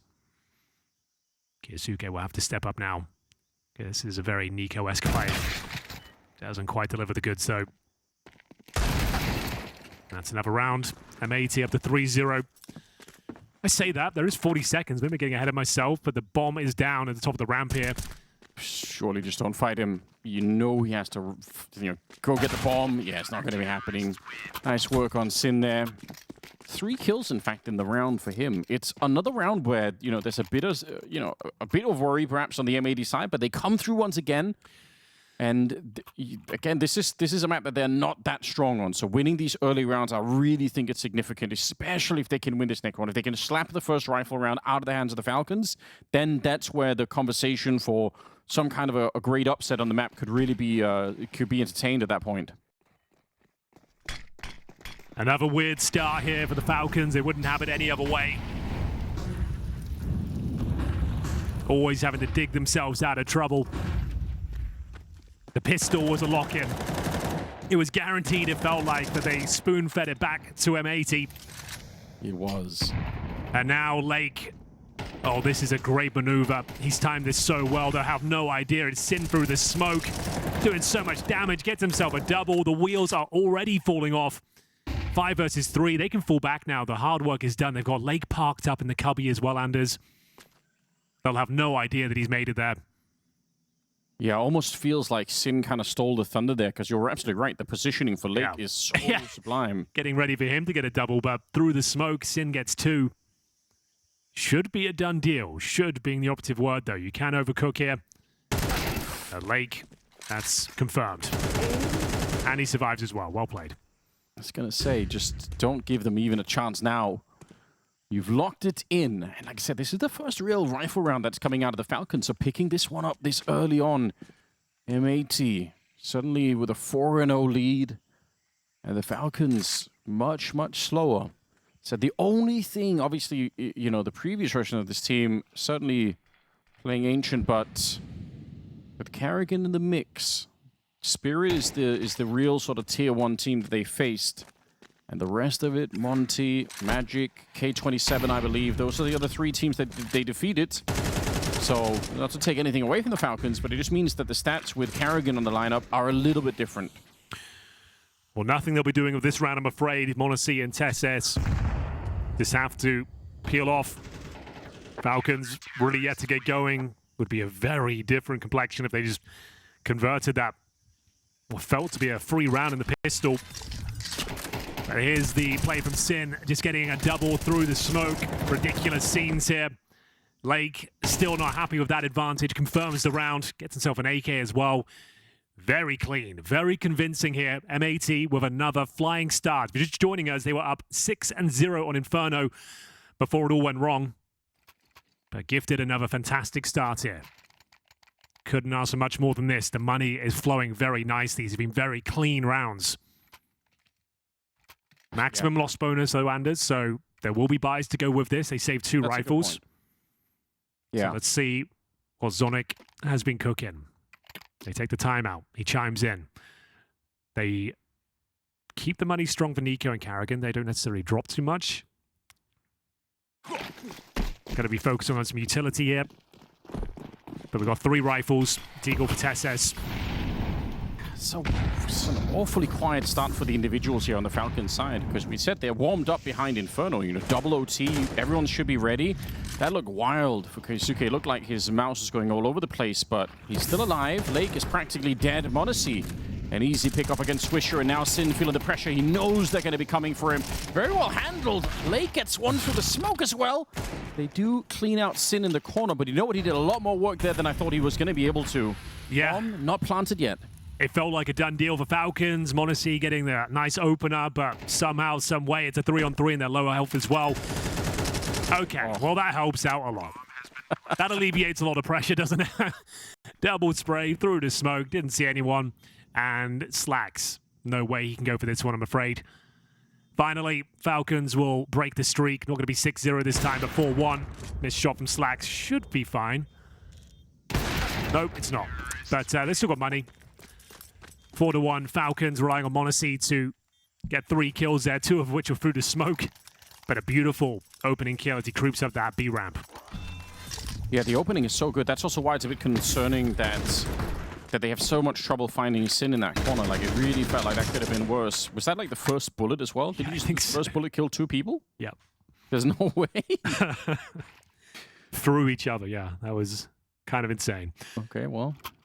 Well, like we said, the money's good for M80. Even though they don't save the AWP, they can bring it out once again. Something that we didn't see at all on our first Ancient of the day between MIBR and PVISION was anybody on the CT side pushing into the A hallways, like the forward pushing. Okay. That's a fun way to try and deal with stuff, especially because Falcons are a team that prefer the B bomb side over the A bomb side. So if you're the A anchor and you're a bit bored, sometimes maybe it's worth it to push up and try and see if you can get a flank going. On the M80 side, that is. Let's see what they've got up their sleeve. MongolZ feeling it with the AK-47. Sending most of their manpower over towards middle A side of the map. Keisuke leading the charge once again. Can he find the opener? He absolutely can. Gets a double. Huge spray downs in towards middle, but Jabba will still be there, or JB I should say, as you do find a couple of kills. Back to a 3-on-3 out of nowhere. But Nico's got all this space. He's found the gap. Needs to be careful not to lose this now. Gotta be frustrating for Slacks to not hit some of those shots. It feels like he's in the right position. He's got the weapon that he wants to have. And he's getting out-dueled by Keisuke in both cases. So that's a little bit disappointing, perhaps. 3-on-3, and like you pointed out, Nico... They're just trying to sell this for Nico. Yeah, like such a deep position. If anyone on the CT side was here, they'd be looking elsewhere, surely. Oh, they're running with their knives out. They don't think they're checking this ever. Could have probably waited, but wants to get the kills. A couple of headshots will do, and Sin is already out of the round. Brutal from Nico. It is. Like he said, I was expecting him to let the first one run by, but no funny business here. I'll just take them both down. Get it out the way. All right, well done. Opening kills from Keisuke has to be said. Beautiful work on the spray down. But all of a sudden, it's a 3-on-3. Maybe a little bit too keen to take the space towards middle. Let the round breathe for a little bit once you get those kind of advantages. But either way, Nico finding that gap. The cell coming in from MONOZ drops like smokes, Molotovs down, suggesting they're incendiary, locked them out of the A-bomb site. Right. Yeah, that's such a cool way to play it as well. Yeah. Like good communication on the Falcon side. We appreciate that. Sin has actually managed to steal the AWP. That's probably the best thing that he could have done at this stage. And that's all they'll really have in the next round, to be honest. Could be enough. Sin 9-2 right now. Saving the AWP. Begs the question, do they want to buy up around it? Like I said, really nice spray down here, especially in that second kill from way downtown. And then Nico, stunning couple of shots there. Secures the round. Brings a second in for Falcons. It's been nothing if not entertaining today, very chaotic. Falcons felt like they've had so many rounds they should have converted, but I guess with the new in-game leader coming in, there's going to be mistakes and thrown rounds. It's just part of the journey. Oof. Okay. Bit of an early grenade there, Nico. Has to sacrifice some utility to get rid of that. But all they have is the AWP, and they've got it all stacked up at the B-bomb site. That smoke that's thrown from CT spawn that lands in the T side of middle. Yeah.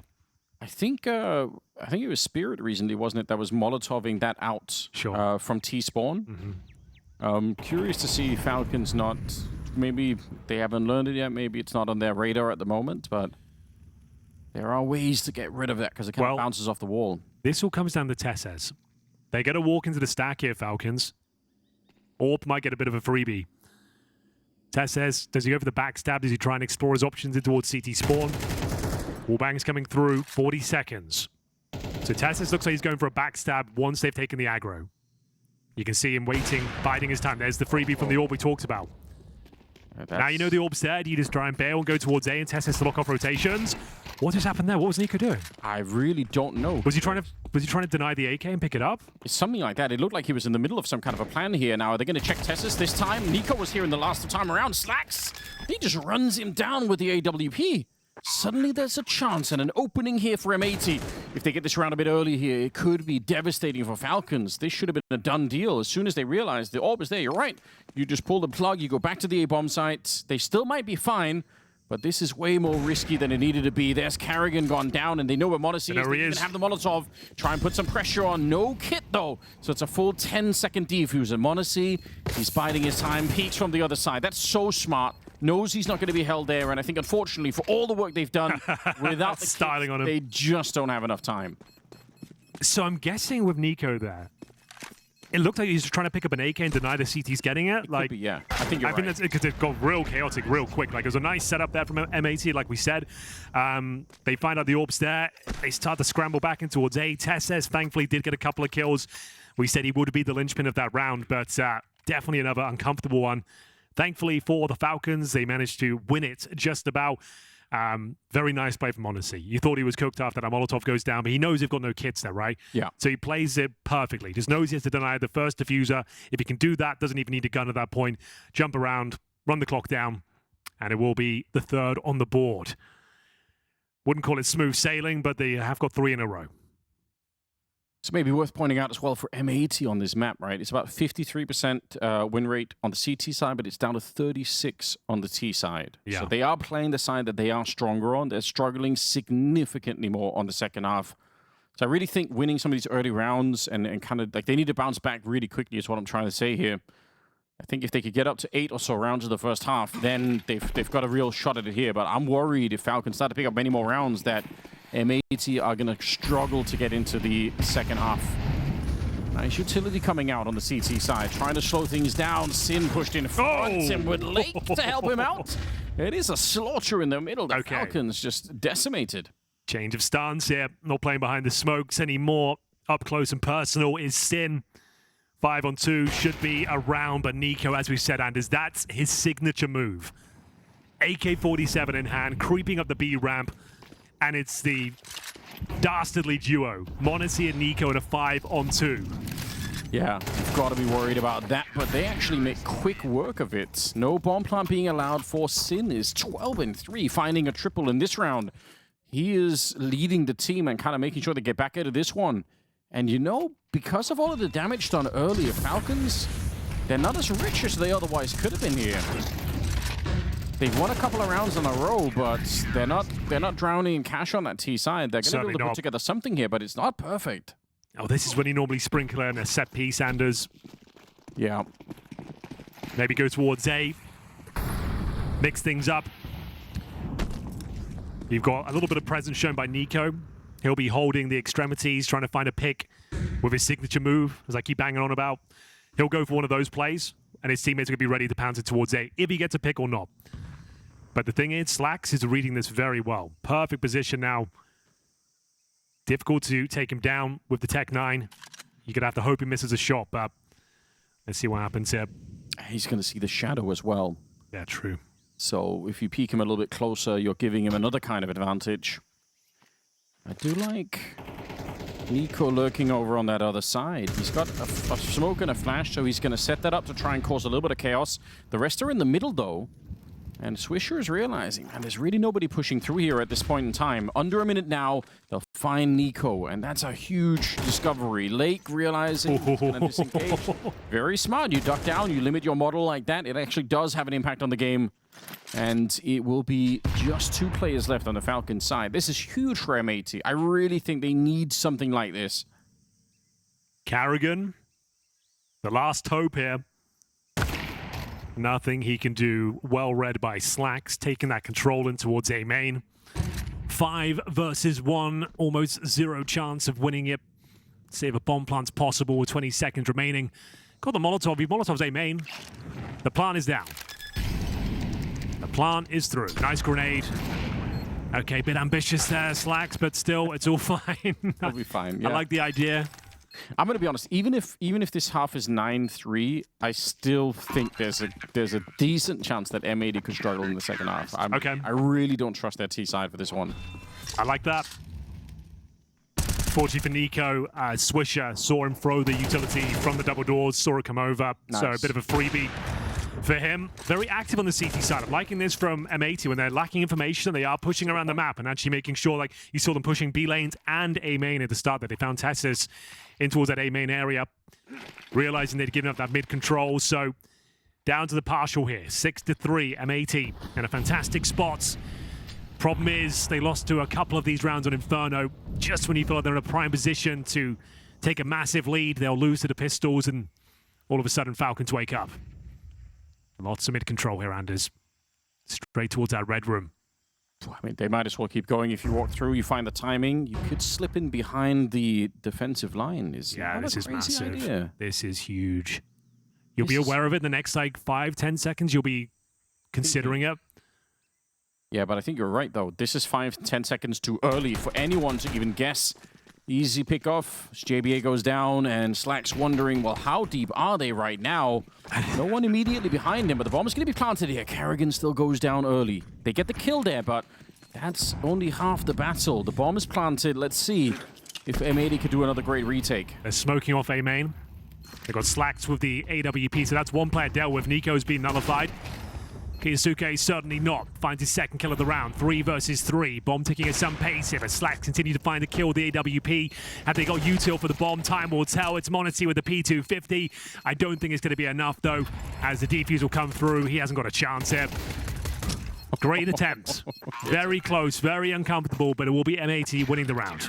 But also, for Slacks and Sin, great communication. One guy committing to the defuse, you know he's low, you're hunting him down. Like that's in the heat of the moment there. That could have been really bad if they're not in sync for that one. Just a bit of a shame, though. You get all that space, the opening kill, the bomb plant, and it just felt like, once again, one by one, they're peaking the angles instead of making the CTs really commit to it. Carrigan gets dropped early, and they just simply can't hold on. Easy to say when you're watching it, but obviously if they would have wrapped around like the temple in the back there, they could have got Slacks as well in a very similar fashion. But obviously they don't know everything that we know. But it's true. Like it did look like the setup for that round was very favorable to Falcons. Now we're at 7-3, and things are looking a bit interesting here. Sonic now on the microphone, trying to see if he can get around it. The troops need a little bit more. I think even 1 or 2 more rounds here, they're going to be perfectly fine. Carrigan on a 1-9 scoreline. He was actually doing really well on Inferno in terms of the kills. Struggling a bit here. Keisuke trying to replicate his success he found towards middle. No one challenging just yet. Swisher will take control of the cave room. Will be there with Sin as well. Ready for the fights. Nico on the other side. Spam trying to tempt him in. Yeah. Oh. See ya. Oh, the timing is so good. A fine Swisher. 3 people on this side. Nobody at the A-bomb side. So they've gone all in trying to defend this at the moment. Red room is gone. That's Carrigan sneaking on through. And now they're back in the round here. It's a 4-on-4. There's still no defense at the A-bomb side whatsoever. They are really expecting Falcons to show up here. Like I said at the start, this is a team that does favor the B-bomb side by quite a margin, so it's not a crazy bet for M80 that they could be ending up at this site here. Molotov comes in and Slacks has to escape. That smoke is up, and that's suspicious to M80. There could be someone hiding inside. Tess is right on the other side. And they're down to 40 seconds now. They have to go back and check out the A-bomb site. They're starting to creep away from B, and that could be a fatal mistake here. They're lacking information. Yeah. They're in the dark right now. JBA completely alone in towards B. 30 seconds remaining. Wait a minute. This position is crazy, though. He's gone so far in. This is very surprisingly hard to clear if you're Nico coming through. All he has to get is 1 kill. If he can get this and stay alive, who cares if the bomb is going to be planted? They're checking everything, and there we go. Nico's dropped. JBA pushed into him. Oh, no. A round from JBA. Another headshot. Takes down Tesses, and with 7 seconds left, yeah, jump him right there. Might have been a little bit too early, but it doesn't matter. m80, he can't find the last kill, even though Lake was right around the corner. And it's M80 to pick up 1 more round here. Let's see if they can get up to 9. I still think that was a scary round right up until the end. Absolutely was. They had 0 information there. They thought it was going to be an A play. They stacked on that side of the map. JBA had to go above and beyond. Like you said, an interesting position he holds. As soon as he hears a utility landing in the B bomb site, he swings around. He catches Nico by surprise, gets the double kill, buys enough time, and comes out on top. No time to plant. m80 will survive, but fortunately, after getting so many kills, he could actually drop a Galil-lander, so there's something there. Not a complete disaster. The half's not going well at all. Swish has had enough. Full send down the B ramp, but there's Tessis and Nico working in tandem. They are smoked off. Do they want to push forward? The answer is yes, they definitely do.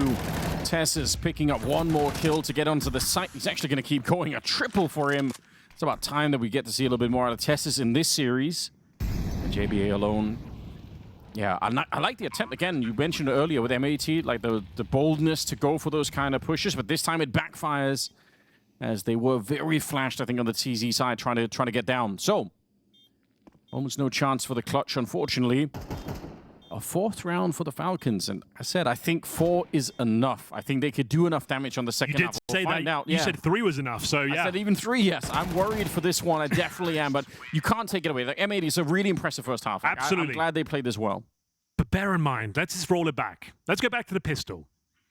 Again, it's such a Falcons maneuver. You thought with Carrigan coming in, they'd lose some of that kind of calamity to their gameplay. A 1v3 where you've actually spoon-fed the retaking CT to enable him to get 3 kills and a defuse. Like, what are we doing? Yeah, like, nobody knows. What are we doing? Still to this day, historians are debating what is going on. Those sort of rounds, it's just textbook Falcons. Yeah. And that would have been a very different half. That's got to be one of the most tilting rounds you can actually lose. Sure, you said 3's enough, 4's enough, but like they really do need to get a handle on these advantageous situations and start playing it by the book, playing the bomb. Yeah, and I mean, this is a team with plenty of experience in each individual player. I mean, it's like, I get it. They need more time. Carrigan's here, but that's his Counter-Strike 101. That's unforgivable what we saw in the pistol there. I don't want the more time excuse anymore. I'm through with it because I figured out what's happening, right? In the beginning of a new lineup, they need more time, and then towards the end, you can't criticize them either because now they're going to change lineup anyway. So there's never a time to criticize them. That's true. Well, we know a change is coming, so it's a dead roster. So. Yeah, exactly. Yeah. I'm on to the mind games. I know how this works. So, yeah. All right. Can they win a pistol? Is it possible? Can it be done? Execution in towards B from M80. Should have another smoke at his feet here. Smoking towards long right now. Yeah, right you are. Second smoke coming through. And there's going to be a Molotov as well. On Sin, he's going to throw that in to put some pressure on Tess's. The duelie's right in front. It's not exactly pretty. That is, though. Okay. Tess's with a very smooth kill, but they traded back. Swisher wanted more. Sin trying to plant the bomb, and that pillar is covering him just fine. So 3 on 3, and I don't think there's a kit either. So this could be a very tricky retake. They do have the smoke to put some pressure on at the very least if they want to. Kisuke pushing in. That looked like a free kill, but he's missed the bullets, and now they keep going. He must be running out soon. Got to defuse. Still getting the headshots here. 10 seconds on that one. Swisher swings for the first fight. Realizes where Nico is. They're on it now. Surely. Yes, they will pick it up. Kisuke with the double, and the defuse is home. Definitely wasn't comfortable, but we'll take it. The dualies as well, the start there. I thought, okay, this is not looking good. This is looking quite scary, actually. The bomb does go down, so it's not a complete disaster there for M80. They will be buying up in the second here. But still, it's going to be Falcons winning an all-important pistol here. Galils and Deagles to come out. If they convert this, I think they'll be absolutely fine. Falcons can just fend this one off. Right. I think we're done here. But let's see. They should really be warming up into it. I mean, MongolZ is playing very well once again. CT side, opening for him. Carrigan, again, has been missing in the game for the second map here, but, you know, get him activated a little bit on the CT side, and you never really know. All he has to do is find his 1 kill each round. Call the setups. Okay. Early utility coming out here. They're not really pushing behind it, so maybe more of a double pump type scenario. Nice grenade. Carrigan tucked away in towards his cave position. Needs to be very careful here. Like we said, this 1 kill will do. If you're having a 1 in 10 game, just play for your 1 kill. You would double your frag total right now. Yeah. I mean, that's a good mentality to have. It's not the first time Carrigan has been here, so I doubt he's super stressed about it, to be honest. And he is set up for a very much a one-and-done type of scenario. He does have Tess's near enough by. So ideally you want Tess's to get, like, the opening kill. Okay. Or just a dink, take the aggro. That would be ideal, but Carrigan will be challenged first. There's his 1. There's his 2nd. We'll take it. It's absolutely brilliant. Tess's not even needed for the first one there. He's fallen a little bit further back. Trying to get onto the site now, but that's a lot of damage. Kisuke, he gets a lot of damage. He actually almost got the double kill, but it's Tess's to pick up another one, and the bomb being planted. I suppose that's a bit of a prize for M80. They will not be able to win the round, though. That's okay, though. That's some discipline from the Falcons there. Allowing the bomb to go down, not over-committing to the fights. You've got a 4-on-2 situation. You're round to lose, and they've had some absolute howlers here today. So, yeah, sure, they'll plant, but they got 1 kill. They can't force up into the next round. They can partial buy, sure, but much more important to keep the Falcons player alive, guarantee the round, keep the cortisol levels low. I have terrible memories, Henry, of you saying, just let him plant the bomb and make sure you win the round when we were watching Falcons, because so often they do the opposite. Like they overcommit, Well, this is very nice. Kisuke as well, getting that double spray down at the end. There was never a moment where it felt like they were going to lose the round. sure the bomb gets planted. There will be a partial into the next one, but that's totally fine. A execution looking likely here. We've got 2 smokes on the T side. All 5 players over towards A. Fast smoke in towards Donut. Good flashbang as well. MongolZ feeling a lot of pressure. They can win this round, Anders. They've got a lot of space and the bomb's going down. This is pretty exciting. Yeah, get more money on the T side. Swisher even finding a headshot on Tessus. Can they steal a rifle away behind that? They've pushed CT spawn with 3 players. This is actually sick. I don't know if you're expecting this. Falcons might not be able to, I was going to say count that high. They probably can, but you might lose track of how many Ts are actually here. JBA unfortunately goes down very quick, and Lake is going to fall next. They know where Slacks is from that Deagle. They've heard that as he tries to make his escape, but this is so far ticked already. That bomb is low right now. Where's the defuse happening? Kyusuke gets 1, and now Swisher. Could he even find 1 headshot? Oh, he gets caught. Oh my god, that's late in the round. They just barely get it over the line, but that is very close indeed. Falcons with the retake, but man, I thought for a second that was going to work out for them. Absolutely true. I thought the same thing. M80. Opening kill, bomb planted. Ring around the Rosie and CT spawn, pushing tempo. It felt so good, but by the skin of their teeth, Falcons will defuse the bomb and bring us down to a 1-round game. Insta-smoke coming in from MongolZ. Goes towards elbow. M80 is actually a team that goes slightly more to A than B, which is very unusual on this map. Most teams heavily favor that B bomb site. So just to say, wouldn't be surprised if we're going to see some more of that. Obviously, earlier we saw PVISION trying to go A for an entire half. True. Didn't really work out. Well, here we go then, ladies and gentlemen. B execution looking very likely here. M80, similar to what we saw on that pistol. Just getting some basic B control right now. They'll flash out of the double doors. Bomb there as well. Trying to get some cave control, but the looks of things here. Flash over towards middle. Cave the next objective. Spending a lot of time in utility clearing this out. They don't know that nobody is even here. Falcons have not been fighting for middle. They've not been fighting for the front of cave either. Karrigan's still got his smoke. He's trying to hold on to it as long as possible because he's into that cave position. Now, here's the A aggression you are looking for, Anders. Nico spots a couple of players there, and him just staying alive, showing presence there, shuts down their intentions. They have to go B now. They know it. Yeah. Has Karrigan used his smoke? I think he has. So that was dropped towards the top of the B ramp, allowing them to have cave. And they just put another one on top of the ramp there. Yeah, so their only point of access is going to be this cave position. 30 seconds remaining. Tess in a prime spot. Karrigan patrolling the smoke. Oh, wait, Lake. That's from Red Room. He won the fight against Kyusuke. Wait a minute. Karrigan goes down next, and Tess is stepping foot into the flames. They had 1 point of access, like you pointed out. Yeah.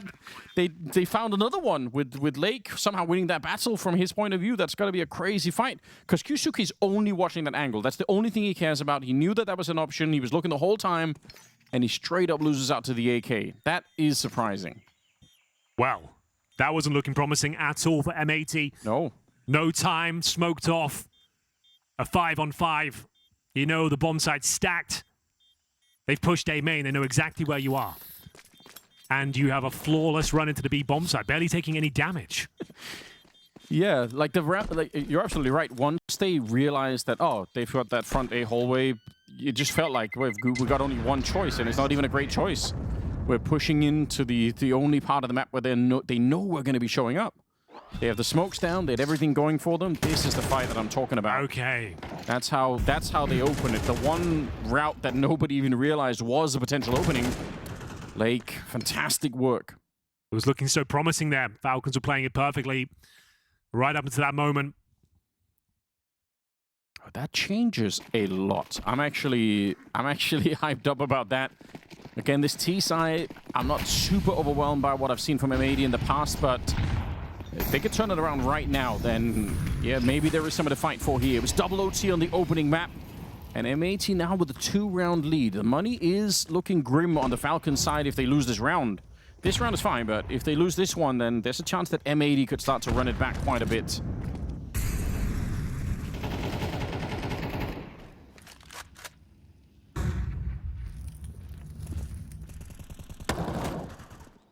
Lake lurking alone outside of the A-bomb site, and the rest of the team They haven't found any fights here. There's so much utility coming down from the Falcons side that they haven't really had an opportunity. It looks like they are rethinking it, taking the bomb back. Now in T spawn leaning towards A. So presumably they'll try and put some pressure on B and then run through middle. They're going to have to get rid of MongolZ, though. He's in donuts. Maybe.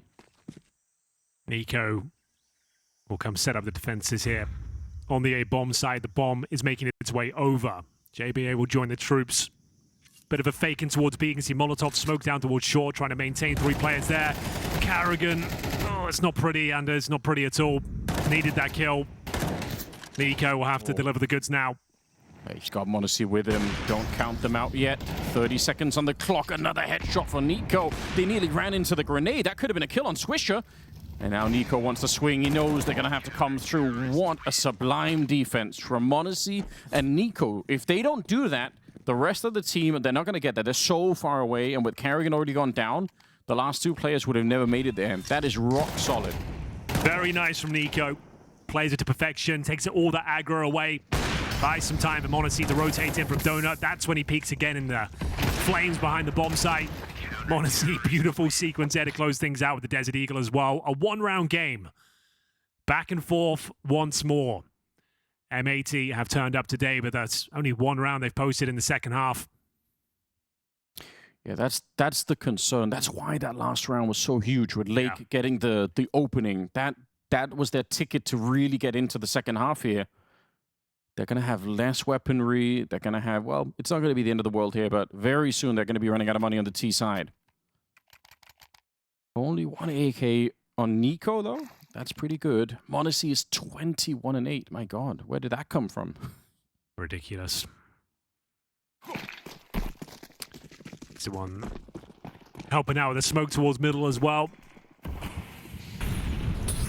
Molotovs, nades exchanged. No one taking significant damage as of yet. Flashbang from Sin. Set up Lake here for an alley-oop play. Swisher will join him. So you've got some basic mid control here. First objective complete. Yeah, Falcons don't seem to really fight mid, at least at the start here. Earlier we saw CT sides that, you know, had that 3-man setup in middle early on, but Falcons are saying, nah, it's fine, we'll put NiKo in A, and then we'll leave Kyusuke or MongolZ, depending on the situation, playing towards that donut position instead. So they're a little bit more passive, and that does give M80 a lot more room to work with, which at least in 1 round they used to kind of get into that red room position. I think that's the potential danger when you give the T's this much space. Do they want to walk past again? It does feel like that could be the plan here, although they're holding it. Smoke is going to dissipate here towards that donut position, and yeah, this is where they want to go. MongolZ's down early. That's over on the other side of the map, so what great work from Swisher. He's just there lurking the B-bomb site, and he finds a kill to open it up. Slacks does go down, and NiKo, no one's checking this. What a weird position. He does get traded out, however. Good comms, though. Nice trade. He was worth a bit more than 1, I reckon. Oh, in the middle, Swisher surely going to be catching Tess's. Yeah, he didn't even think about that. Tess is running into the middle, I think. Not expecting Swisher to still be around there. Karrigan, wait a minute. Finding another kill in this one. Lake takes him down, and it's all on Kyusuke. See what he could do in the 1 versus 2. He does not have the kit at the moment, and he's in an awkward fight. He knows there's a crossfire. I don't know how you're meant to win that one. Lake with the triple, Swisher with the double, especially finding the early kill on MongolZ is huge. Very nice indeed, boys. Excellent round there from M80, and it could be a significant one. Money starting to be drained from the bank accounts of the Falcons here. Tactical timeout called by Zonic. Last buy. Going to be him getting on the mic here. That's a second round. Picked up at M80, a very convincing one as well. That's where Karrigan came to life. He gets himself a couple of kills there. You thought that might be the round where he saves the day, but not quite enough. I think, did they buy the AWP on MongolZ in this round? I want to say that I saw that picked up. If they do, this would be a classic round to go for some sort of a boost. Couple of different ways to do that, obviously, on the map. Yeah, they have. So Karrigan could boost MongolZ, maybe back at the B-bomb side or something like that. Like a way to find an early kill. Speaking of boosts, is it true that I read they changed the triple boost, so you're no longer accurate on top? I saw there was an update to that. I have not looked into it myself. And that's if we're running that patch here as well. Yeah. I'm not sure if we're running that patch, and haven't tested it. But I did see something about it. Okay. So I'm not just hallucinating. That's good. No. One for, W for my sanity at least. Swisher. Oh, he's thinking about it in front of the smoke. I love this play. Oh, what a sick headshot to open up with Swisher. Carrigan, good luck, my friend. Yeah, MP9. Oh, he actually does get it. You said he just had to get a kill around. Now the fire is going to consume him, but he did his job. The bomb is still going to be planted, however. And late, again, on this late lurk. That's a bit of a mouthful, really. KySuke goes down, and it works. Late, that's all you needed. Yes, indeed. Well, there it is. Swisher spotted the gap, played in front of the smoke, and a brutal opening kill. Tesses gets absolutely walloped in the corner. Felt like the round was done there. Carrigan kept it alive for a second. He did. Fair enough to him. Got that one kill with the MP9, but that's pretty much all they had. Well, if you heard me cast Ancient before, you'll know what I'm about to say. Go on. If you're anchoring that B bomb site, you can't take your eyes off the ramp. You just can't do it. I say it all the time. They love slipping the net. They love pushing the smokes, pouncing through. Oh, but still, fantastic work for Swisher, realizing, seeing that moment. He sees the grenade bank off the corner. He knows that he's got an opportunity. I'm very impressed, I must say. 2 in a row on the side of M80. The pressure is on that Falcons economy, and even more importantly, M80 are 2 rounds away from getting us onto a third map. I thought that was not going to happen. I thought their T side was going to be too weak.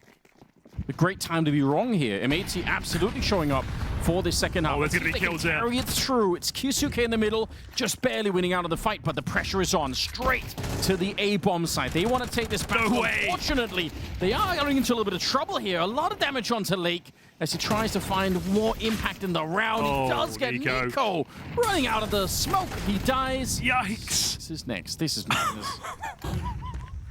I don't know how Carrigan's alive. No way he gets the kill there. He's dead now for sure, but a 2-on-2, he set them up. They've taken the bait. And it will be Team Falcons living to fight another day, it would seem. Absolute pandemonium here on Ancient. Not the most beautiful game of CS, but certainly very entertaining. No, you're right. This especially was a mad round. That was the opening kill from KySuke, and that was the MAC-10 push from JBA. There was not a single helmet out there. Yeah. Very unlucky not to get one kill, but Carrigan had to do like a 360 to even get that Molotov down. I don't know how he got that kill, but we'll take it. Like we said, he needs to play for his one kill. He gets it. And Lake picked up a triple in that one. He very nearly could have won the round for his team there. So, the financial disaster is afoot. M80 now operating with Galil's Tech 9s, a few AKs. This round could decide everything. Bomb down outside those B doors for now. Right, that's important too, to keep an eye on, I suppose. Oh, neither team really has any money. This is wild. That last round really had an impact on the game. Still MongolZ with 23 kills. In fact, you got him and KySuke, but where's the rest of it? Nico was playing out of his mind on the opening map.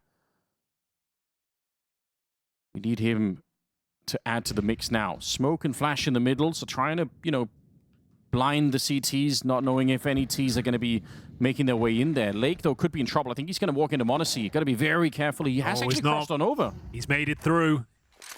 That is huge. Yeah. Nico's aware of that possibility. They're going to play in front of the smoke again. I think they have to. Carrigan is another ugly spray with the MP9, but they do manage to keep it even here.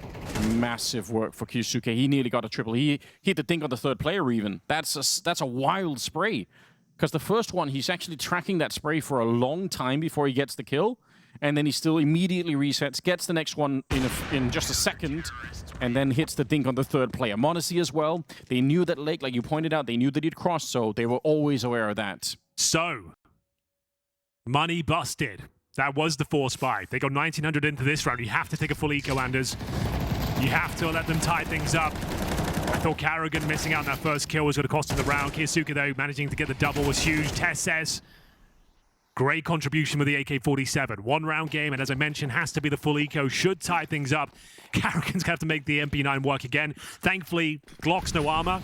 A chance to boost your confidence a bit, Yeah. Chance to farm some money. But we have got to open a bomb site. MongolZ, as long as he gets the open up, they should be fine. I say that, though. He has let them through. The bomb is over at B. Oh, you're this right. Is a bit of a it's actually, yeah, you're right. He can't even plant. Oh, wait no. a minute. Tessus is still here. Oh, he finds him. Okay. No bomb plant allowed for. Okay. That would have been so much fun, though. It would have been. All right. A weird round, but a clean one. Falcons tie things up 11-11. Everything they need now on that CT side. Diffuse kits, full belts of util, and lots of residual cash. Cannot say the same thing for M80. Concessions being made. Galil for Sin. Utility fine, but no AWP. Gonna send 3 players towards middle this time, Anders. Change of setup, change of pace. Nico jumping up towards heaven. Fancies a fight. Looking to get stuck in here. Swisher waiting for him. And it's a great maneuver. Nico, does he get out of there, or is he happy with one? I think that whole time they wanted to do that mid-retake, their M80, but they needed Swisher alive on the other side. And when he dies, they say, well, let's try and do it anyway. And that just doesn't work out, unfortunately. Falcons, heavy mid-presence. They really shut it down here. They're going to get 2,400 into the next round. Oh. So, Slacks, pick your poison, mate. Do you go for a bomb plant and try and get a bit of extra money for the next round? They're never going to let him save, right? I know. Exactly. I feel like it's trying to save now is so incredibly risky that you almost have to. But you have your Falcons. You've given up so many howlers today in terms of rounds you've lost. I'm not even sure you would go for the hunt. Maybe I think, not. you know what? Let's just make sure we win this. Don't give it even a chance. They have had some stinkers today. That is true. Kind of what they do. So kind of their whole thing. Kind of the brand. The whole thing. Oh, all right. Slacks. Here we go. The first incision. Is this a new highlight, Anders? No way. There is a new historical moment in the world of Counter-Strike. Oh. The Falcons fans are going to be coming through if it happens, but it will be Tessus. Nice triple for him. I must say, just no matter what happens here, if you told me at the start of the day that M80 were going to play double OT on the first map and as close as you can get right now on the second map against Falcons, I don't know if I would have believed that. I'm super impressed by what M80 have brought to this series so far. Better than I expected on the T side. They are playing a team that is very well kitted out at the moment, so it's like it's hard to fight them at this stage. Should be GG. You've got 4 AK-47s on the CT side, a MongolZ AWP that's firing on all cylinders. You're up against Galils and Tech-9s, Anders, and a MAC-10. If ever there was a way to close it out, round number 24 is the way to do it. Do not go to overtime again. Yeah, but like you've been pointing out, when in the past they've been presented with the easy or the hard route, the Falcons tend to pick the harder route. Kyusuke, he wants the easy way out. Oh! Nearly a quarter kill. Sprays down Lake all the way to 18. They can still lose this, don't worry. Okay, maybe not now. Swish up. That could do it, the incendiary. He has picked up an AK here towards the end. Only 13 bullets. No one's reloaded that one. He's going to pick up the bomb as well. And a minute on the clock here for the 1 versus 3. He does want to... Oh! Hang on. Leech one! Arrogant to the rescue. It's a 13-11 victory here on 2 maps is what it took. But it will be Falcons walking away into the playoffs. Absolutely true. A sigh of relief, I would say. Somewhat of a hollow victory. You're the favorites to take this whole tournament. Sure, you got a 2-0, but it did not feel like a 2-0. Sure. You had lots of advantages, lots of fumbled rounds.